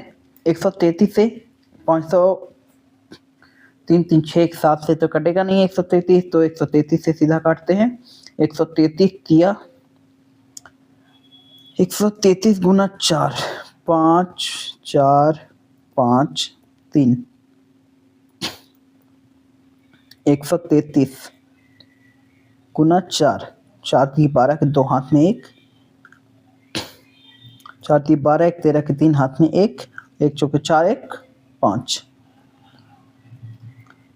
5 में से 2 गया 3 बचेगा, 4 में से 3 गया 1 बचेगा, ये तो 0 हो जाएगा और ये बचेगा 3 यहाँ से नीचे आ जाएगा। तो 133 41 बार में ये कट जाता है। गुना करेंगे 41 गुना 5, 41 गुना 5 आपको आएगा 20 25, 20 5 5 8 40, 1 सेकेंड गुना करना ना। 41 गुना 5 1 5 5 और 4 5 20, गुना में 10 है तो 1 0 यहाँ बैठा देंगे। क्या आंसर आ गया आपका? 2050। कहाँ है 2050? ऑप्शन नंबर ए में। बढ़ते हैं अपने अगले क्वेश्चन की ओर। अगला क्वेश्चन है आपका, एक 2 अंकों वाली संख्याओं के अंकों का गुणनफल 12 है। एक 2 अंकों वाली संख्याओं के अंकों का गुणनफल क्या है? 12। यदि हम संख्या में 36 जोड़ दें तो प्राप्त संख्या नए अंकों का इंटरचेंज कर बनी है। इंटरचेंज मतलब क्या? अगर संख्या 63 है तो 36 हो जाएगी, सॉरी 36 है तो 63 हो जाएगी। उल्टा जोड़ के बड़ा संख्या आना चाहिए ना। मतलब ये 3 यहाँ चल जाएगा दहाई इकाई अंक पे और ये इकाई अंक यहाँ दहाई अंक पे चला जाएगा, यही बोल रहा है। तो आप सीधा सीधा क्या कीजिए, इसको ऑप्शन में पुट करके देखिए, 34 और 36 अगर जोड़ेंगे 34 में 36, सबसे पहले सबका 12 है गुना, 34 में 36 जोड़ेंगे तो कितना आएगा, 30 30 60 10 70, ये तो रेसिप्रोकल हुई ही नहीं। 26 में जोड़ते हैं, 26 36, 6 6 12 का 2, हाथ में 1 3 2 5 1 6 62, आ गया 26 का उल्टा, तो ऑप्शन सी आपका आंसर हो जाएगा। अब ये तो ऑप्शन से किए, इसको रियल तरीका क्या है करने का, तो रियल तरीका है कि मानते हैं संख्या में इकाई अंक को y मान लिया हम, इकाई अंक y है और दहाई अंक x है, तो संख्या क्या हो जाएगा 10x प्लस y। अब ये कैसे हुआ सर, मानते हैं एक संख्या ले लेते हैं हम, 18 ले लेते हैं, इकाई अंक इसमें क्या है 8 और दहाई अंक क्या है 1, दहाई अंक को 10 से गुना करेंगे, x गुना 1 सॉरी 10 गुना 1, तब तो 10 प्लस 8 होगा, वही तो किया मैंने, 10 गुना x प्लस y, समझ में आया। अब xy का मान कितना है, xy का मान कितना है 12, तो x बराबर क्या हो जाएगा, x बराबर हो जाएगा आपका 12/y, इसमें पुट करेंगे 10 इंटू 12/y प्लस y,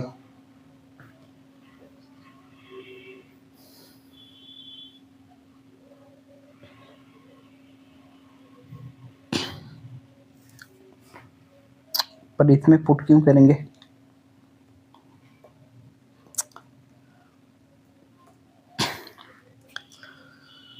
इकाई अंक y था, दहाई अंक 10x था, तो 10x प्लस y हो गया, और xy बराबर 12 था, तो x बराबर 12/y हो गया। अब 10x प्लस y प्लस 36, अगर 36 जोड़ते हैं तो क्या हो जाएगा ये संख्या 10y प्लस 6 हो जाएगा, यही होगा ना, लग रहा है ना टेंशन, इसलिए ऑप्शन से सोल्व करना बहुत आसान है, इसमें सीधा ऑप्शन 4 और 2 ऑप्शन चेक कीजिएगा, ऐसे ही आंसर आ जाएगा। अब इसको सोल्व करते हैं,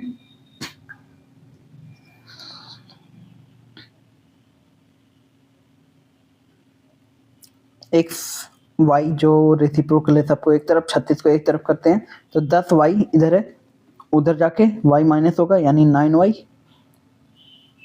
और 10x इधर है, उधर जाके 10x माइनस में होगा यानी माइनस में 9x इक्वल टू 36, 9 कॉमन लेंगे तो y minus X equal to 36/9 हो जाएगा यानी 4 हो जाएगा।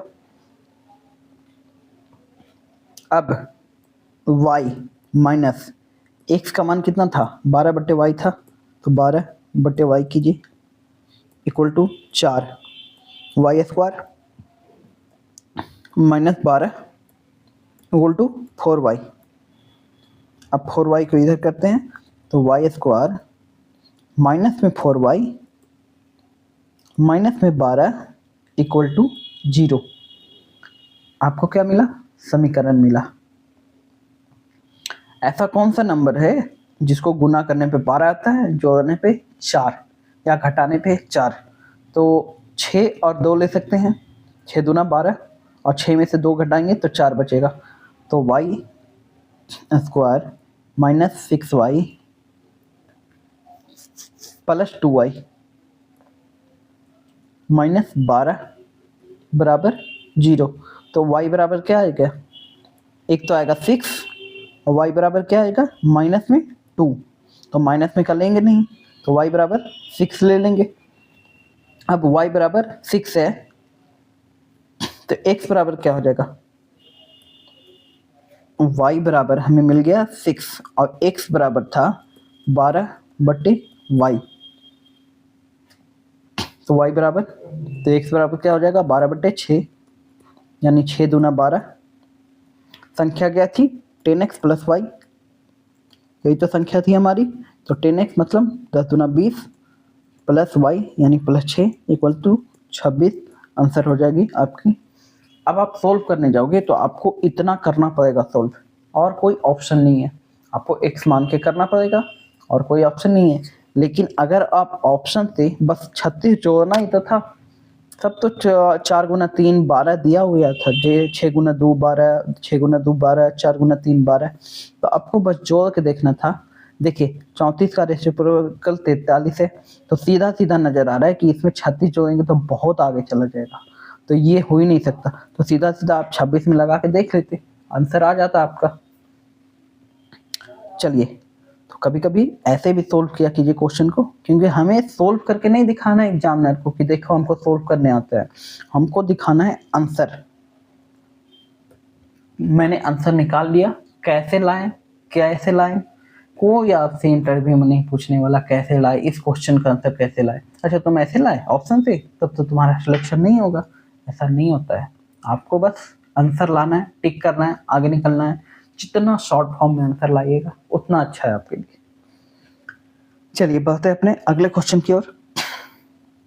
एक आदमी है 404 किलोमीटर की यात्रा आंशिक रूप से रेल द्वारा और जहाज द्वारा पूरी करता है। वह जहाज पर 10 घंटे अधिक समय खर्च करता है।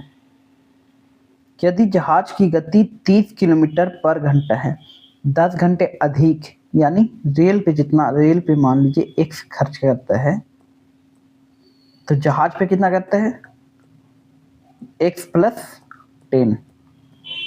ये बोल रहा है 10 घंटे ही सफर नहीं करता। जहाज की गति 30 किलोमीटर पर घंटा है और रेलगाड़ी की गति 50 किलोमीटर पर घंटा है, तो वह जहाज से कितनी दूरी तय करेगा। 50 से कितने घंटे किए, 1 घंटे यानी 50x प्लस 30x गुना 10, 30 into plus 10 equal to 404। 50x plus 30x 80x minus में 300 इक्वल टू 300 है, इधर जाके प्लस है तो इधर जाके 104 माइनस हो जाएगा। 404 माइनस 300 यानी 104।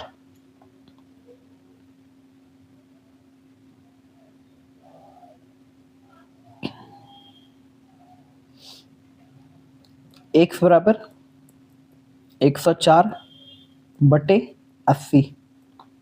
पूछ रहा है वह जहाज से कितनी दूरी तय करता है। जहाज से x प्लस 10 घंटा चलता है, तो 104 बटे 80 प्लस में 10 घंटे किस रफ्तार से चलता है, 30 किलोमीटर पर घंटे की रफ्तार से। काटिए, 80 गुना 10 800 हो जाएगा, 801 904 बटे में 80 गुना 30, 10 से 10 कटेगा, 4 से कटेगा, 4 दूना 8, 4 दूना 8 और 4 छक 24, 2 से 113, 113 गुने 3 यानी 339। तो कितना आंसर आ गया आपका 339, यानी डी आंसर आपका सही हो जाएगा। बढ़ते हैं अपने अगले क्वेश्चन की ओर। यदि किसी मूलधन पर चक्रवृद्धि ब्याज पर दूसरे और तीसरे वर्ष प्राप्त होने वाली राशि क्रमानुसार 24,200 और 26,620 है, तो ब्याज की दर कितनी है दूसरे और तीसरे वर्ष में, यानी इन सम का रेशियो निकालेंगे हम। पहला, दूसरा, तीसरा। दूसरे साल में कितना हो जाता है 24,200, तीसरे साल में कितना हो जाता है 26,620। 1 0 से 1 0 गया, 2 से कटेगा, 2 एकम 2, 2 दूनी 4, 2 एकम 2, ये कटेगा 13 131। ये 11 का क्यूब है ये 11 का स्क्वायर है, तो 11 से काटते हैं, ये 121 बार में कटेगा, ये कटेगा 110 बार में। अब ये 11 इंटू 10 यानी संख्या क्या हो रही है, 10 से 11 हो रही है। पूछ रहा है ब्याज की दर कितनी है। अगर 10 से 11 हो रही है तो ब्याज की दर कितनी होगी, सीधा सीधा 10% आपको दिख रहा होगा। बढ़ते हैं अपने अगले क्वेश्चन की ओर। मनोज काम का एक भाग 42 घंटे में पूरा कर सकता है। यदि उसे जयश्री ने सहायता दी जो कि 100% अधिक कुशल है, यानी मनोज अगर 1 घंटे काम करता है दिन में, तो जयश्री कितना करती है, जयश्री 2 घंटे काम करती है, ज़्यादा इफेक्टिव है। तो वे दोनों मिलकर कितने समय में काम को पूरा कर लेंगे। मनोज एक काम को 42 घंटे में करता है, जयश्री ज़्यादा 100% अधिक कुशल है, तो कितने घंटे में करेगी, 21 घंटे में। जैसे 42 गुना मान लीजिए 1 से करता है काम, 42 दिन लगते हैं, सॉरी 42 घंटे लगते हैं, तो जयश्री किस हिसाब से करेगी, 100% अधिक कुशल है तो 1 का 100% 1 यानी 1 2 के हिसाब से करेगी, 2 के हिसाब से कितने दिन में करेगी, 21 दिन में। तो पूछ रहा है दोनों मिलकर कितने दिन में काम पूरा कर लेंगे। जयश्री का 2 काम और मनोज का 1 काम, तो 3 काम 1 दिन में होता है। टोटल काम कितने हैं, 42, 14 घंटे आपका आंसर हो जाएगा। चलिए जूम करके दिखा रहा हूँ आपका क्वेश्चन ताकि आपको ठीक से दिखे। बस कर भाई, इतना भी जूम नहीं होना था। एक कंपनी का लगातार 13 साल का औसत राजस्व 70 लाख रुपए है। 13 साल का कितना है, 70 लाख। हमें लाख से मतलब नहीं, हमें 70 से मतलब है। यदि पहले 7 साल का औसत 65 लाख है, पहले 7 साल का कितना है, 65 लाख, और अंतिम 7 साल का 77 लाख है, प्लस अंतिम 7 साल का 77 लाख, तो ये कितने हो गए, 1 7 साल 2 7 साल यानी 14 साल का। और ये कितने दिन का दिया है, 13 साल का। तो हम 7वें वर्ष का राजस्व पूछ रहा है, निकालते हैं। क्या करेंगे, ये दोनों का गुना करके इसमें जोड़ देंगे और इसको घटा देंगे। 13 सते 91 यानी 910। 65 गुना 7 कीजिए, 7 पचे 35, 5 हाथ में 3, 3 क्यों, 7 पचे 35, 7 छक 42, 5 3 2 5 4, 455 प्लस 7 से 49, फिर से 7 से 49 यानी 9 9 4 13 के 3 हाथ में 1, 5 तो 39। दोनों को जोड़ते हैं, 9 5 14 के 4 हाथ में 1, 5 3 8 1 9 और 5 4 9।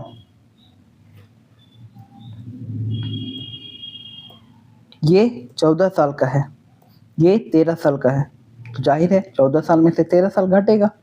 4 में से 0 गया 4, 9 में से 1 गया 8, तो आपका 84 लाख आंसर हो जाएगा।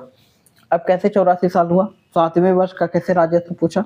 देखिए 1 2 3 4 5 6 7 ऐसे कभी ऐड किया है आपने, बचपन में ना ऐसे ही ऐड सिखाते थे।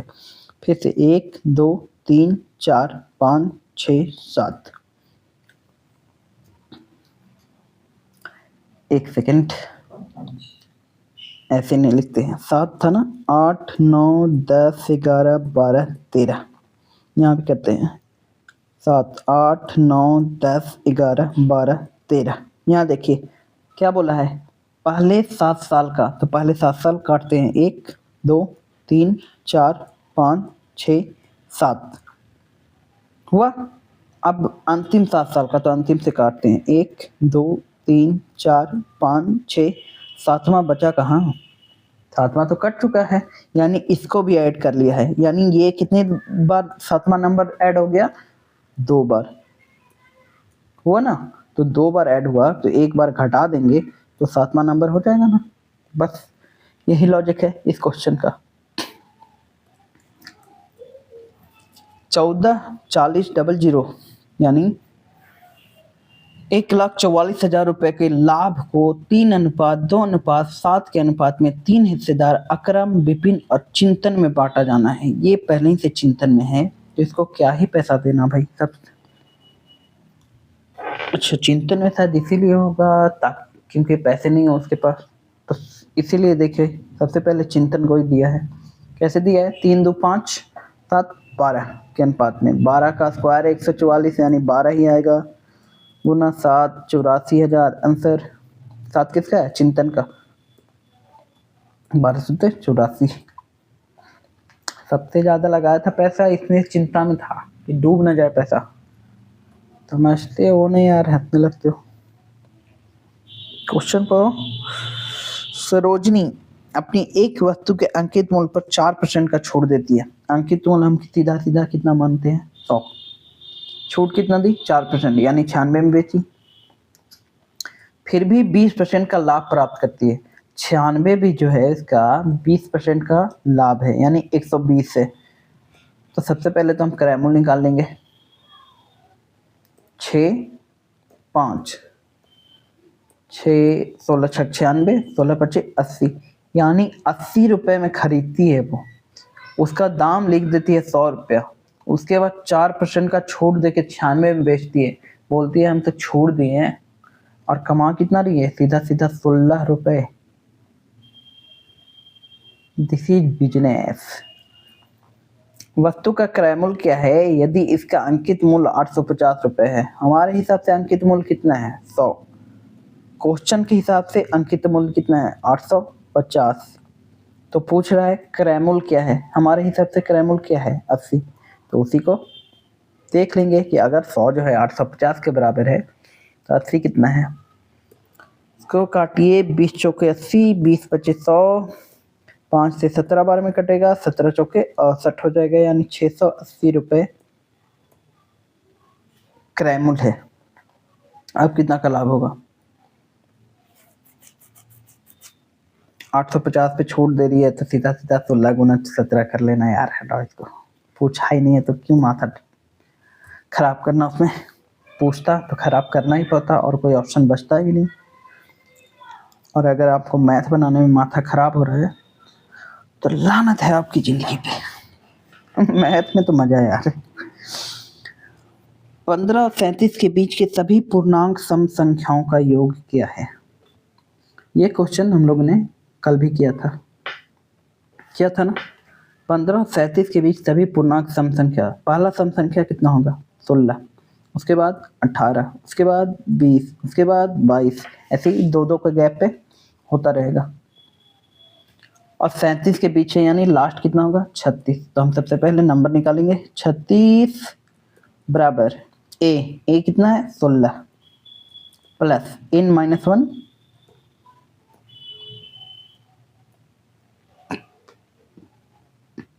इंटू में डी क्या होता है? Common difference. कॉमन डिफरेंस कितना है? 2 है। तो सबसे पहले 16 घटेगा, 36 में 16 घटेगा, 20 आएगा। n-1 से 2 गुना कर रहा है, इधर जाकर डिवाइड करेगा यानी 10। तो n-1 बराबर 10 आया। तो n बराबर कितना आएगा? 11। अब सम ऑफ नंबर निकालने के लिए हम क्या करेंगे? 11/2 करेंगे, गुना में 2 यानी 32, तो लगुना 2 प्लस n-1 कितना था? 10 गुना 2, 10 दूना 20, 11/2 गुना 2, 3 2 5 यानी 26 बार में। और 26 गुना 11 इक्वल टू 286। कहाँ है आपका? ऑप्शन डी में है। तो इसको मारिए और आगे बढ़िए। मारिए मतलब जूता चप्पल निकाल मत मारने लगेगा, इससे आपका स्क्रीन खराब हो सकता है। आराम से मारिएगा, प्यार से ऐसे करके ऐसे टिक मारिएगा। अच्छा, आप लोग को तो टिक भी नहीं मारना, आपको तो बस माउस से ऐसे कर देना है। हाँ, बिहार एसएससी के लिए प्रिपरेशन करते हो तो आपको उसमें ऐसे ऐसे करना पड़ेगा, ऐसे ऐसे ऐसे ऐसे ऐसे ऐसे ऐसे ऐसे ऐसे। चलिए क्वेश्चन 63 और 345 के बीच कितनी पूर्णांक संख्या है जो पूरी तरह से 8 से विभाज्य है? 63 के बाद कौन सी संख्या आएगी? 64 आएगी। और 345 सबसे पहले कितना बार में कटती है? 8 बार में, याद रखिएगा। 345 से पहले कौन सी संख्या है? 345 के बीच बोला है, तो 8 चौके 32 और 8 पचे 40। 345 से ज़्यादा हो जाएगा।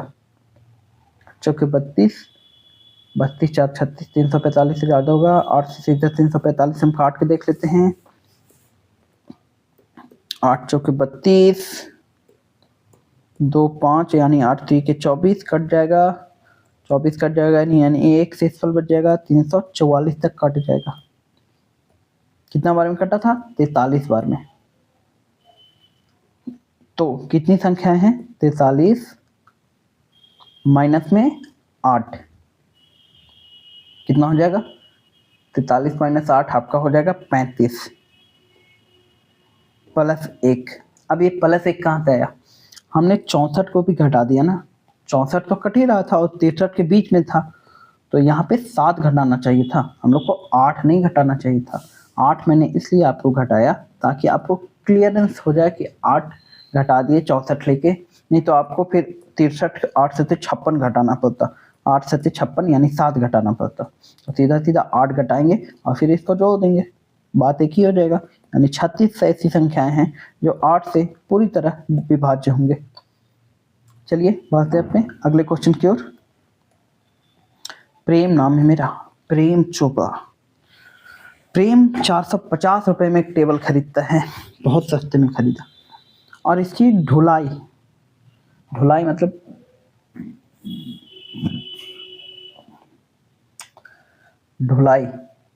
मतलब क्या होता है कि ठेला को आप दीजिए कि भैया घर तक पहुंचा दीजिए। एक तो 450 रुपए में टेबल खरीदा, उसकी ढुलाई पे 30 रुपए अलग से खर्च कर दिए, यानी टोटल खर्च कितना हुआ भाई साहब का? 480। यदि वह टेबल 600 रुपए में बेचता है, बताओ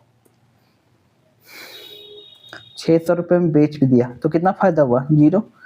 10 में से 8 गया 2 बचा, 5 में से 4 गया 1 बचा, यानी 120 रुपए का फायदा ले लिया 480 रुपए पे। तो उसका लाभ प्रतिशत कितना हो जाएगा? 12 चौ 48, 4 से 25 बार में, यानी 25% का लाभ कमा रहा है वो एकमात्र टेबल बेचने से। सॉरी, एक बस है 45 किलोमीटर की घंटा से औसत गति चलती है। अगर वह 450 किलोमीटर की यात्रा 1 घंटे के विराम के साथ पूरी करती है तो यात्रा पूरे होने में कितना घंटा लगेगा? सबसे पहले तो 45 से 405 किलोमीटर कितने घंटे में चलेगी? 9 घंटे में चलेगी। दिखना चाहिए 450 से 45 गुना 10 450 होता है, माइनस 45 405 हो जाएगा, यानी 9 बार में कटेगा। और 1 घंटे का विराम भी लेता है, यानी 1 घंटे पर स्टेशन पे रुकता है खाना पीने के लिए, तो टोटल 10 घंटे में पहुंचाता है 405 किलोमीटर। ऐसे बस पर कभी मत बैठना भाई, 405 किलोमीटर चलने में जिसको 10 घंटे लग जाते। 3 से विभाज्य 2 अंकों के सभी धनात्मक संख्याओं का योग क्या है? कितना से विभाज्य? 3 से। सेम वही क्वेश्चन है जो आपने अभी देखा था कि सम संख्याओं का योग क्या है, सेम वही क्वेश्चन है। 2 अंकों की सबसे कम नंबर वाला कौन है? 12। इससे कम अगर जाएंगे तो 11 और 10 दोनों 9 3 से डिविजिबल नहीं है, और उससे कम 9 है तो वो 1 अंक का हो जाता है। लास्ट नंबर क्या होगा? 99, यानी a बराबर हो गया 12। डिफरेंस कितना होगा? 3 से विभाज्य, यानी 3 का गुना आ रहा होगा, यानी डिफरेंस भी 3 होगा। तो सबसे पहले हम नंबर निकालेंगे, कितना नंबर है? 99 इक्वल टू a यानी 12 प्लस n-1 इंटू में d यानी 3। 12 घटेगा, 9 में से 2 गया 7, 9 में से 1 गया 8, 3 से कटेगा, 3 दूना 6, 3 दूना 6 और 3 9 23, यानी n-1 बराबर क्या आ गया? 29। तो n बराबर क्या आ गया? 30। अब सम पूछ रहा है योग क्या है, तो a योग बराबर क्या होता है? 30/2 यानी n/2 इंटू में 2a 12 दूना 24 प्लस n-1 यानी 29 गुना 3 यानी 87। 87 और 24 कितना आएगा? 7 4 11 के एक हाथ में 1, 8 2 10 1 11 गुना 30/2 2 से काटेंगे 15 बार में 111 गुना 15। देखिए 111 गुना 15 करने पर एक ही यूनिट डिजिट है जो 5 है, तो सीधा सीधा आंसर वही मारेंगे।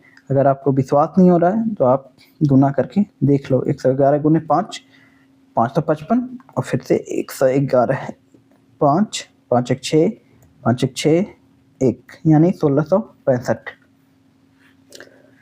मैथ कभी गलत हो ही नहीं सकता। गलत क्या हो सकता है? प्रिंटिंग। चलिए 6400 का 48% प्लस 8400 का 84% का मान क्या है? ये आप घर पे निकालिएगा। ये क्या करना है? परसेंटेज बटा में 100 कीजिएगा तो 2 जीरो से 2 जीरो कट ही जाएगा। यहाँ भी 2 जीरो से 2 जीरो कट ही जाएगा। 84 गुना 84 और 64 गुना 48 करना है, तो ये आप खुद से कर सकते हैं।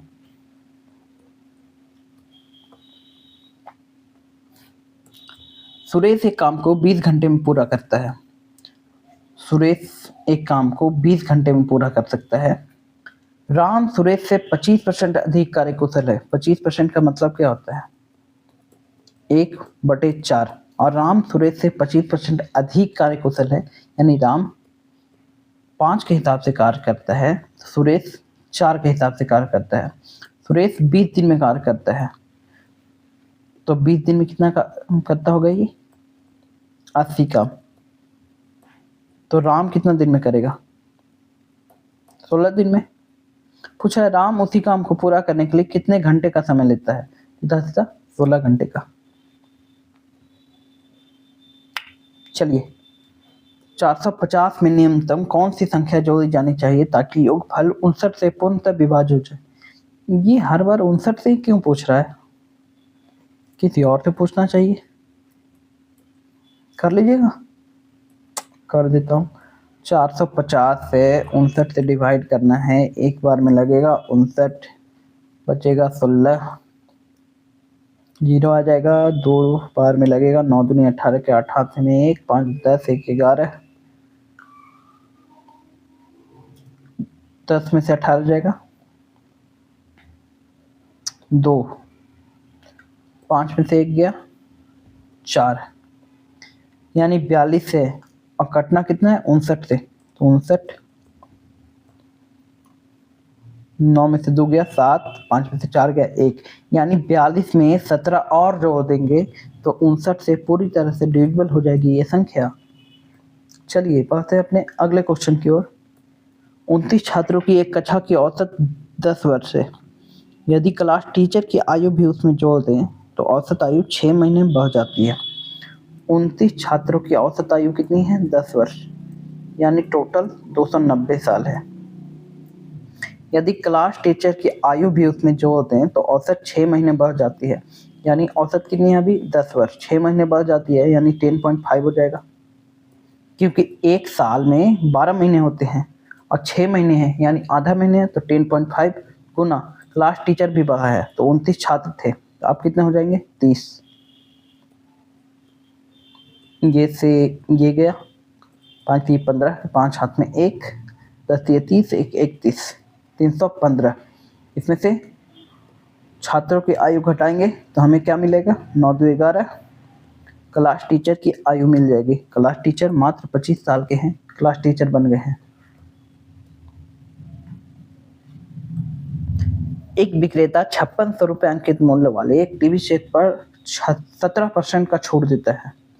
अगर फिर भी वह 500 रुपये का लाभ कमाता है, टीवी सेट का क्रय मूल्य क्या था? 5600 का 17% छूट देता है, यानी 5600 को 83% में बेचता होगा, तो 5600 का सीधा सीधा 83% निकाल लेते हैं। मैंने वहाँ गुना क्यों लिख दिया था? मैं सीधा सीधा 2 जीरो से 2 जीरो कैंसिल कर दिया था। 36 18 के 8 हाथ में 1, 5 3 15 1 16, अच्छा का 48 से 8 हाथ में 4 और 8 पच्चीस 40 4 44 8 8 6 14 के 4 हाथ में 1 4 1 5 1 6 4 इसमें से भी 500 रुपये का लाभ कमाता है तो 500 और घटा देंगे 8 4 1 4 यानी 4148 में उसने टीवी को खरीदा था। चलिए 89 क्वेश्चन नंबर देखिए। एक चतुर्भुज के चारों कोनों का माप 1 2 3 4 के अनुपात में है। चतुर्भुज के चारों कोनों का माप रियल में कितना होता है 360 डिग्री। इसका माप है 1 2 3 4 यानी 4 3 7 2 9 1 10। तो सबसे बड़ा कोण कितना है 4। 1 0 से 1 0 कैंसिल 36 गुना 4 यानी 144।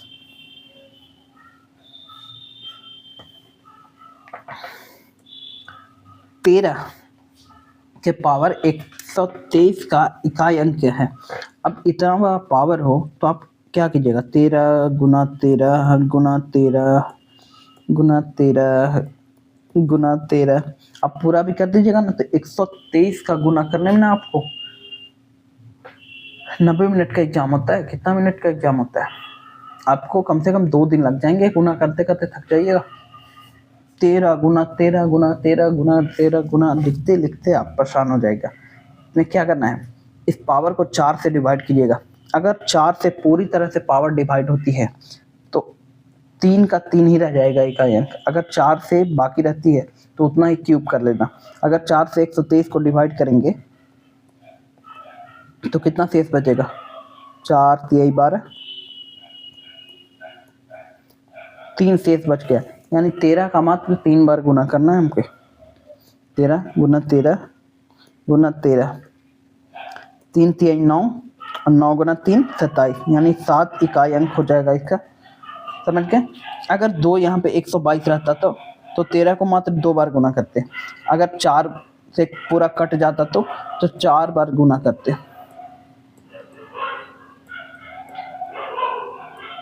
अगर 4 से पूरी तरह कट जाता तो 4 बार गुना करते। 1 शेष बचेगा तो वही रह जाएगा। 2 शेष बचेगा तो 2 बार गुना। 3 शेष बचा तो 3 बार गुना। 4 शेष बचा तो 4 बार गुना। कैसे मैं समझा देता हूँ आपको। जैसे सीधा सीधा 2 का पावर ले लेते हैं 8 ले लेते हैं। 2 का पावर 4 ही लेते हैं। 4 से हटेगा तो सीधा सीधा इसको लिखेंगे 2 गुना 2 गुना 2 गुना 2 2 दूना 4 दूना 8 दूना 16।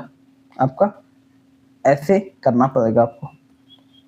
चलिए बढ़ते अपने अगले क्वेश्चन की ओर। अगला क्वेश्चन है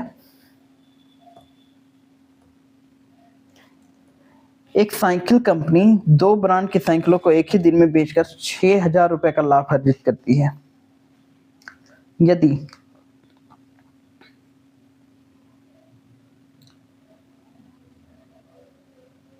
एक ब्रांड की बिक्री द्वारा अर्जित लाभ कुल लाभ का 45% है। एक साइकिल कंपनी क्या करती है कि 2 ब्रांड की साइकिलों को एक ही दिन में बेचकर 6000 रुपए का लाभ अर्जित करती है। यदि एक ब्रांड की बिक्री द्वारा अर्जित लाभ कुल लाभ का 45% है। मान लीजिए कुल लाभ ही हुआ 100 तो एक पर कितना लाभ हुआ होगा 45 क्योंकि 45% है। तो दूसरे पर कितना लाभ हुआ होगा 55। तो दूसरे ब्रांड की साइकिल की बिक्री द्वारा अर्जित लाभ क्या होगा 6000 रुपए का लाभ अर्जित करती है और 6000 100 के बराबर होगा क्योंकि अल्टीमेटली 100% का लाभ अर्जित किया। तो दूसरे ब्रांड की साइकिल पर कितना किया 55। 2 0 से 2 0 कटेंगे 55 गुना 6 कीजिए। 6 25 30 की 0 हाथ में 3 6 25 30 3 33 तो आपका 3300 उसका लाभ हो जाएगा। ठीक है 55 गुना 60 था ना 3300 इसलिए हुआ। चलिए बढ़ते अपने अगले क्वेश्चन की ओर। एक फर्म है में पुरुष और कर्मचारियों का औसत वेतन पुरुष कर्मचारियों का औसत वेतन 5200 है और महिलाओं का औसत वेतन 4200 है। सभी कर्मचारियों का औसत वेतन 5000 है तो उस फर्म में पुरुष कर्मचारियों की प्रतिशत कितना है। क्या लगाएंगे एक 52 है। मिक्सचर एंड एलिगेशन का क्वेश्चन है। एलिगेशन मेथड लगाएंगे 5200 4200 5000। इसमें से घटेंगे तो 200, इसमें से घटेंगे 800। यहाँ आप लिख लीजिए मैन है ये वुमेन है, यानी मैन 8 है तो वुमेन कितना है 2 है। तो पूछ रहा है फर्म में पुरुष कर्मचारी को औसत कितना है, कितना परसेंट है 8, 8 2 10 का 8 कितना परसेंट होगा 10 10 100,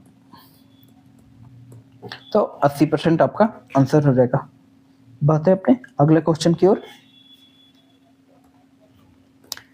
बैंक में दीपा 6250 रुपए की राशि जमा करती है जो कि 2 साल में वार्षिक चक्रवृद्धि ब्याज की दर से 7840 रुपए हो जाती है। तो ब्याज की दर क्या है, क्या करेंगे, रेशियो निकालेंगे 7840 6250, एक जीरो से एक जीरो कैंसिल करें तो आपको दिखेगा ये 28 का स्क्वायर है और ये 25 का स्क्वायर है, यानी रेट क्या हो जा रहा है 25 से 28 हो जा रहा है, यानी 3 बढ़ रहा है 25 पे गुना 100। रेट कैलकुलेट करना है 25 चौके 100 4 12, यानी 12% का ब्याज लग रहा है उस पर। हमेशा अगर देखिए 2 साल का है ना, यहाँ कहाँ गया 2 साल का है, तो आप ट्राई कीजिएगा कि स्क्वायर में निकल जाए। जैसे 625 और 784 दोनों स्क्वायर है तो उसका स्क्वायर में तोड़ लिए हम। अगर 3 साल का होता तो ट्राई करते क्यूब में अनुपात निकालने के लिए, 2 से काट काट के अनुपात मत निकालते रहिएगा।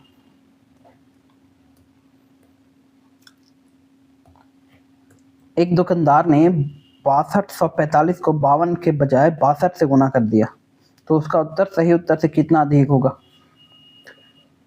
52 के बजाय 62 से गुना कर दिया, यानी 6245 गुना 62 माइनस 6245 गुना 52। ये आपका काम है, ये मेरा काम नहीं है गुना करना। मतलब काम तो मेरा भी है लेकिन कर लेना, ये इतना आसान क्वेश्चन है, क्या ही सोल्यूशन देना है इसका, समझना तो है नहीं कुछ। 2 पाइप पी तथा क्यू एक टंकी को क्रमशः 90 घंटा और 100 घंटा में भर सकते हैं। दोनों पाइपों को एक साथ खोल दिया जाता है, पी और क्यू हैं 90 और 100 घंटे में भर सकते हैं। एलसीएम कितना हो जाएगा 900 हो जाएगा 900। ये 10 से भरेंगे, ये 9 से भरेंगे, तो टंकी कितने समय में भर जाएगी। दोनों पाइपों को एक साथ खोल दिया जाए, किससे भरेंगे 10 9 19 से 900 में। 2 पाइप पी और क्यू एक टंकी को 90 घंटा तथा 100 घंटा में भर सकते हैं। दोनों पाइपों को एक साथ खोल दिया जाए तो कितने समय में टंकी भर जाएगी। 900/19 आंसर आएगा, जो कि इसमें दिया हुआ है नहीं। 450 घंटे तो आ ही नहीं सकता। एलसीएम गलत लिया क्या हमने, 90 का एलसीएम 200 होगा नहीं, 300 होगा नहीं, 400 होगा नहीं, 9 5 45 900 ही होगा।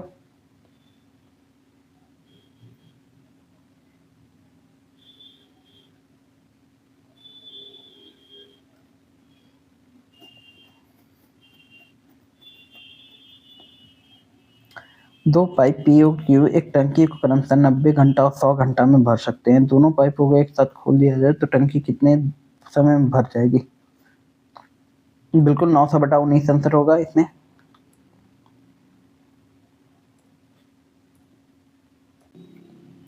चलिए देखते हैं नेक्स्ट क्वेश्चन।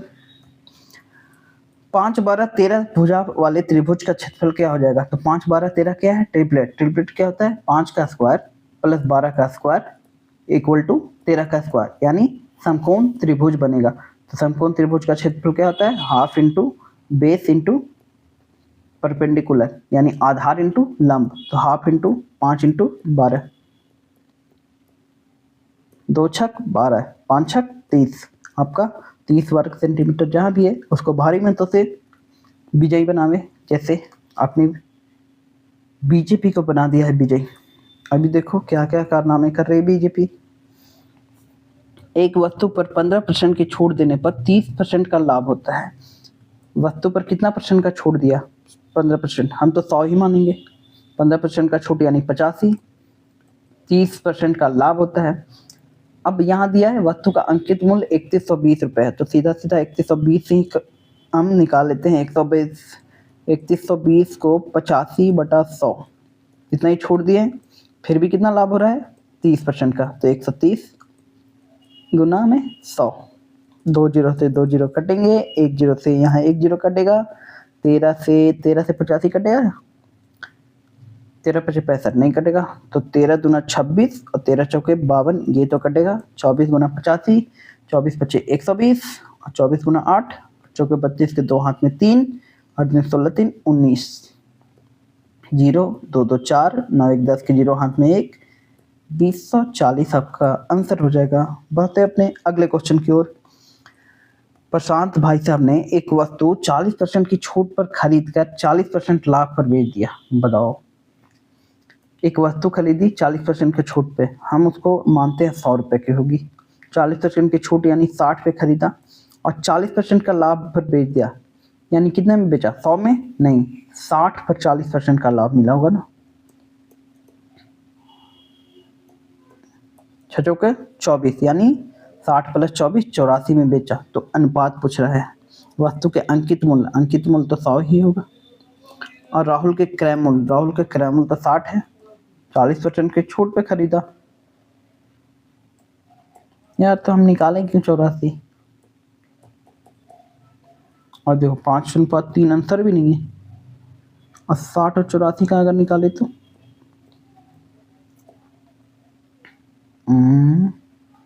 4 से कटेगा 15 बार में, 4 से 21, 3 से 3 पचे 15, 7 यहाँ भी नहीं है। देखिए, अगर विक्रय मूल्य का अनुपात पूछ रहा है तो 100/84 करते हैं।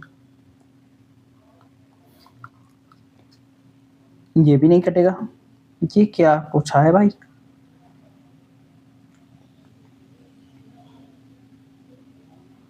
पच्चीस चौके 100, 21 चौ 84। हाँ, ये तो आ जा रहा है। यही पूछा है, विक्रय मूल्य पूछना चाहिए ना, इसको क्रय मूल्य कैसे हो जाएगा? कुछ भी लिखे जा रहे हो यार। 3 संख्याएं 1 2 4 के अनुपात में हैं, अगर उनके वर्गों का योग, तो वर्गों का योग करना है तो सबसे पहले मैंने क्या सीखा था? x मानना जरूरी है, नहीं तो कंफ्यूज होगा। x इसको मानते हैं तो x स्क्वायर प्लस 2x, तो 2x का 4x स्क्वायर प्लस 4x का 16x स्क्वायर, तो 16 4 20 1 25 x स्क्वायर बराबर 1029। अब 25 से कटेगा ही नहीं। 16 4 20, 4 चौके 16, 2 दूनी 4, 16 4 20 1 25, x स्क्वायर बराबर आपका आएगा 1029/25। सॉरी, 16 4 20 1 21 होगा ना, 25 कहाँ से हो जाएगा? 21 7 से काटते हैं, 7 एकम 7, 7 चौ 28 और 7 से 49, 7 21, 3 चौके 12, 3 9 27, x स्क्वायर बराबर 49, तो x बराबर 7। तो संख्या क्या हो जाएगी? 7 एकम 7, 7 दूनी 14 और 7 चौ 28, 7 एकम 7, 7 दूनी 14, 7 चौ 28। C answer. नेक्स्ट क्वेश्चन देखिए। नेक्स्ट क्वेश्चन है आज का लास्ट क्वेश्चन। बी 1,20,000 रुपये पूंजी निवेश कर कुछ व्यवसाय प्रारंभ करता है।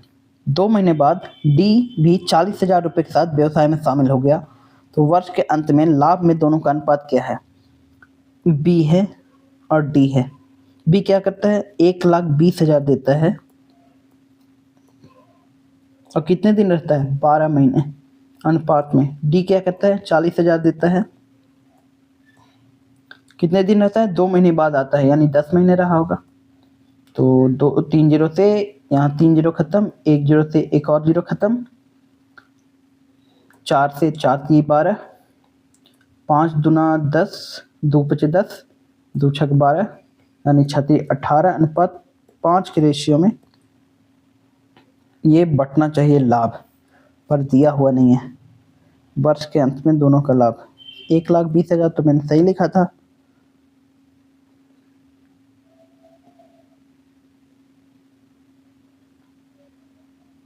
2 महीने बाद 40,000। कहाँ गलती की? 4 जीरो से ये 4 जीरो कटा, 12 12 144 सीधा लेते हैं हम लोग। 4 दाँत 40, 4 से कटेंगे, 4 तिया 12 और 4 छक 24, 10 बार में यानी 18 इंटू 5 आपका आंसर हो जाएगा। आज के सेट में बहुत सारे क्वेश्चन गलती थे, फिर भी आप खुद पे भरोसा रखिएगा। अगर आपका आंसर सटीक है तो आपको कोई गलती नहीं काट सकता। मैथ की यही खूबसूरती है। मिलते हैं आपसे कल, तब तक के लिए जय हिंद, जय भारत।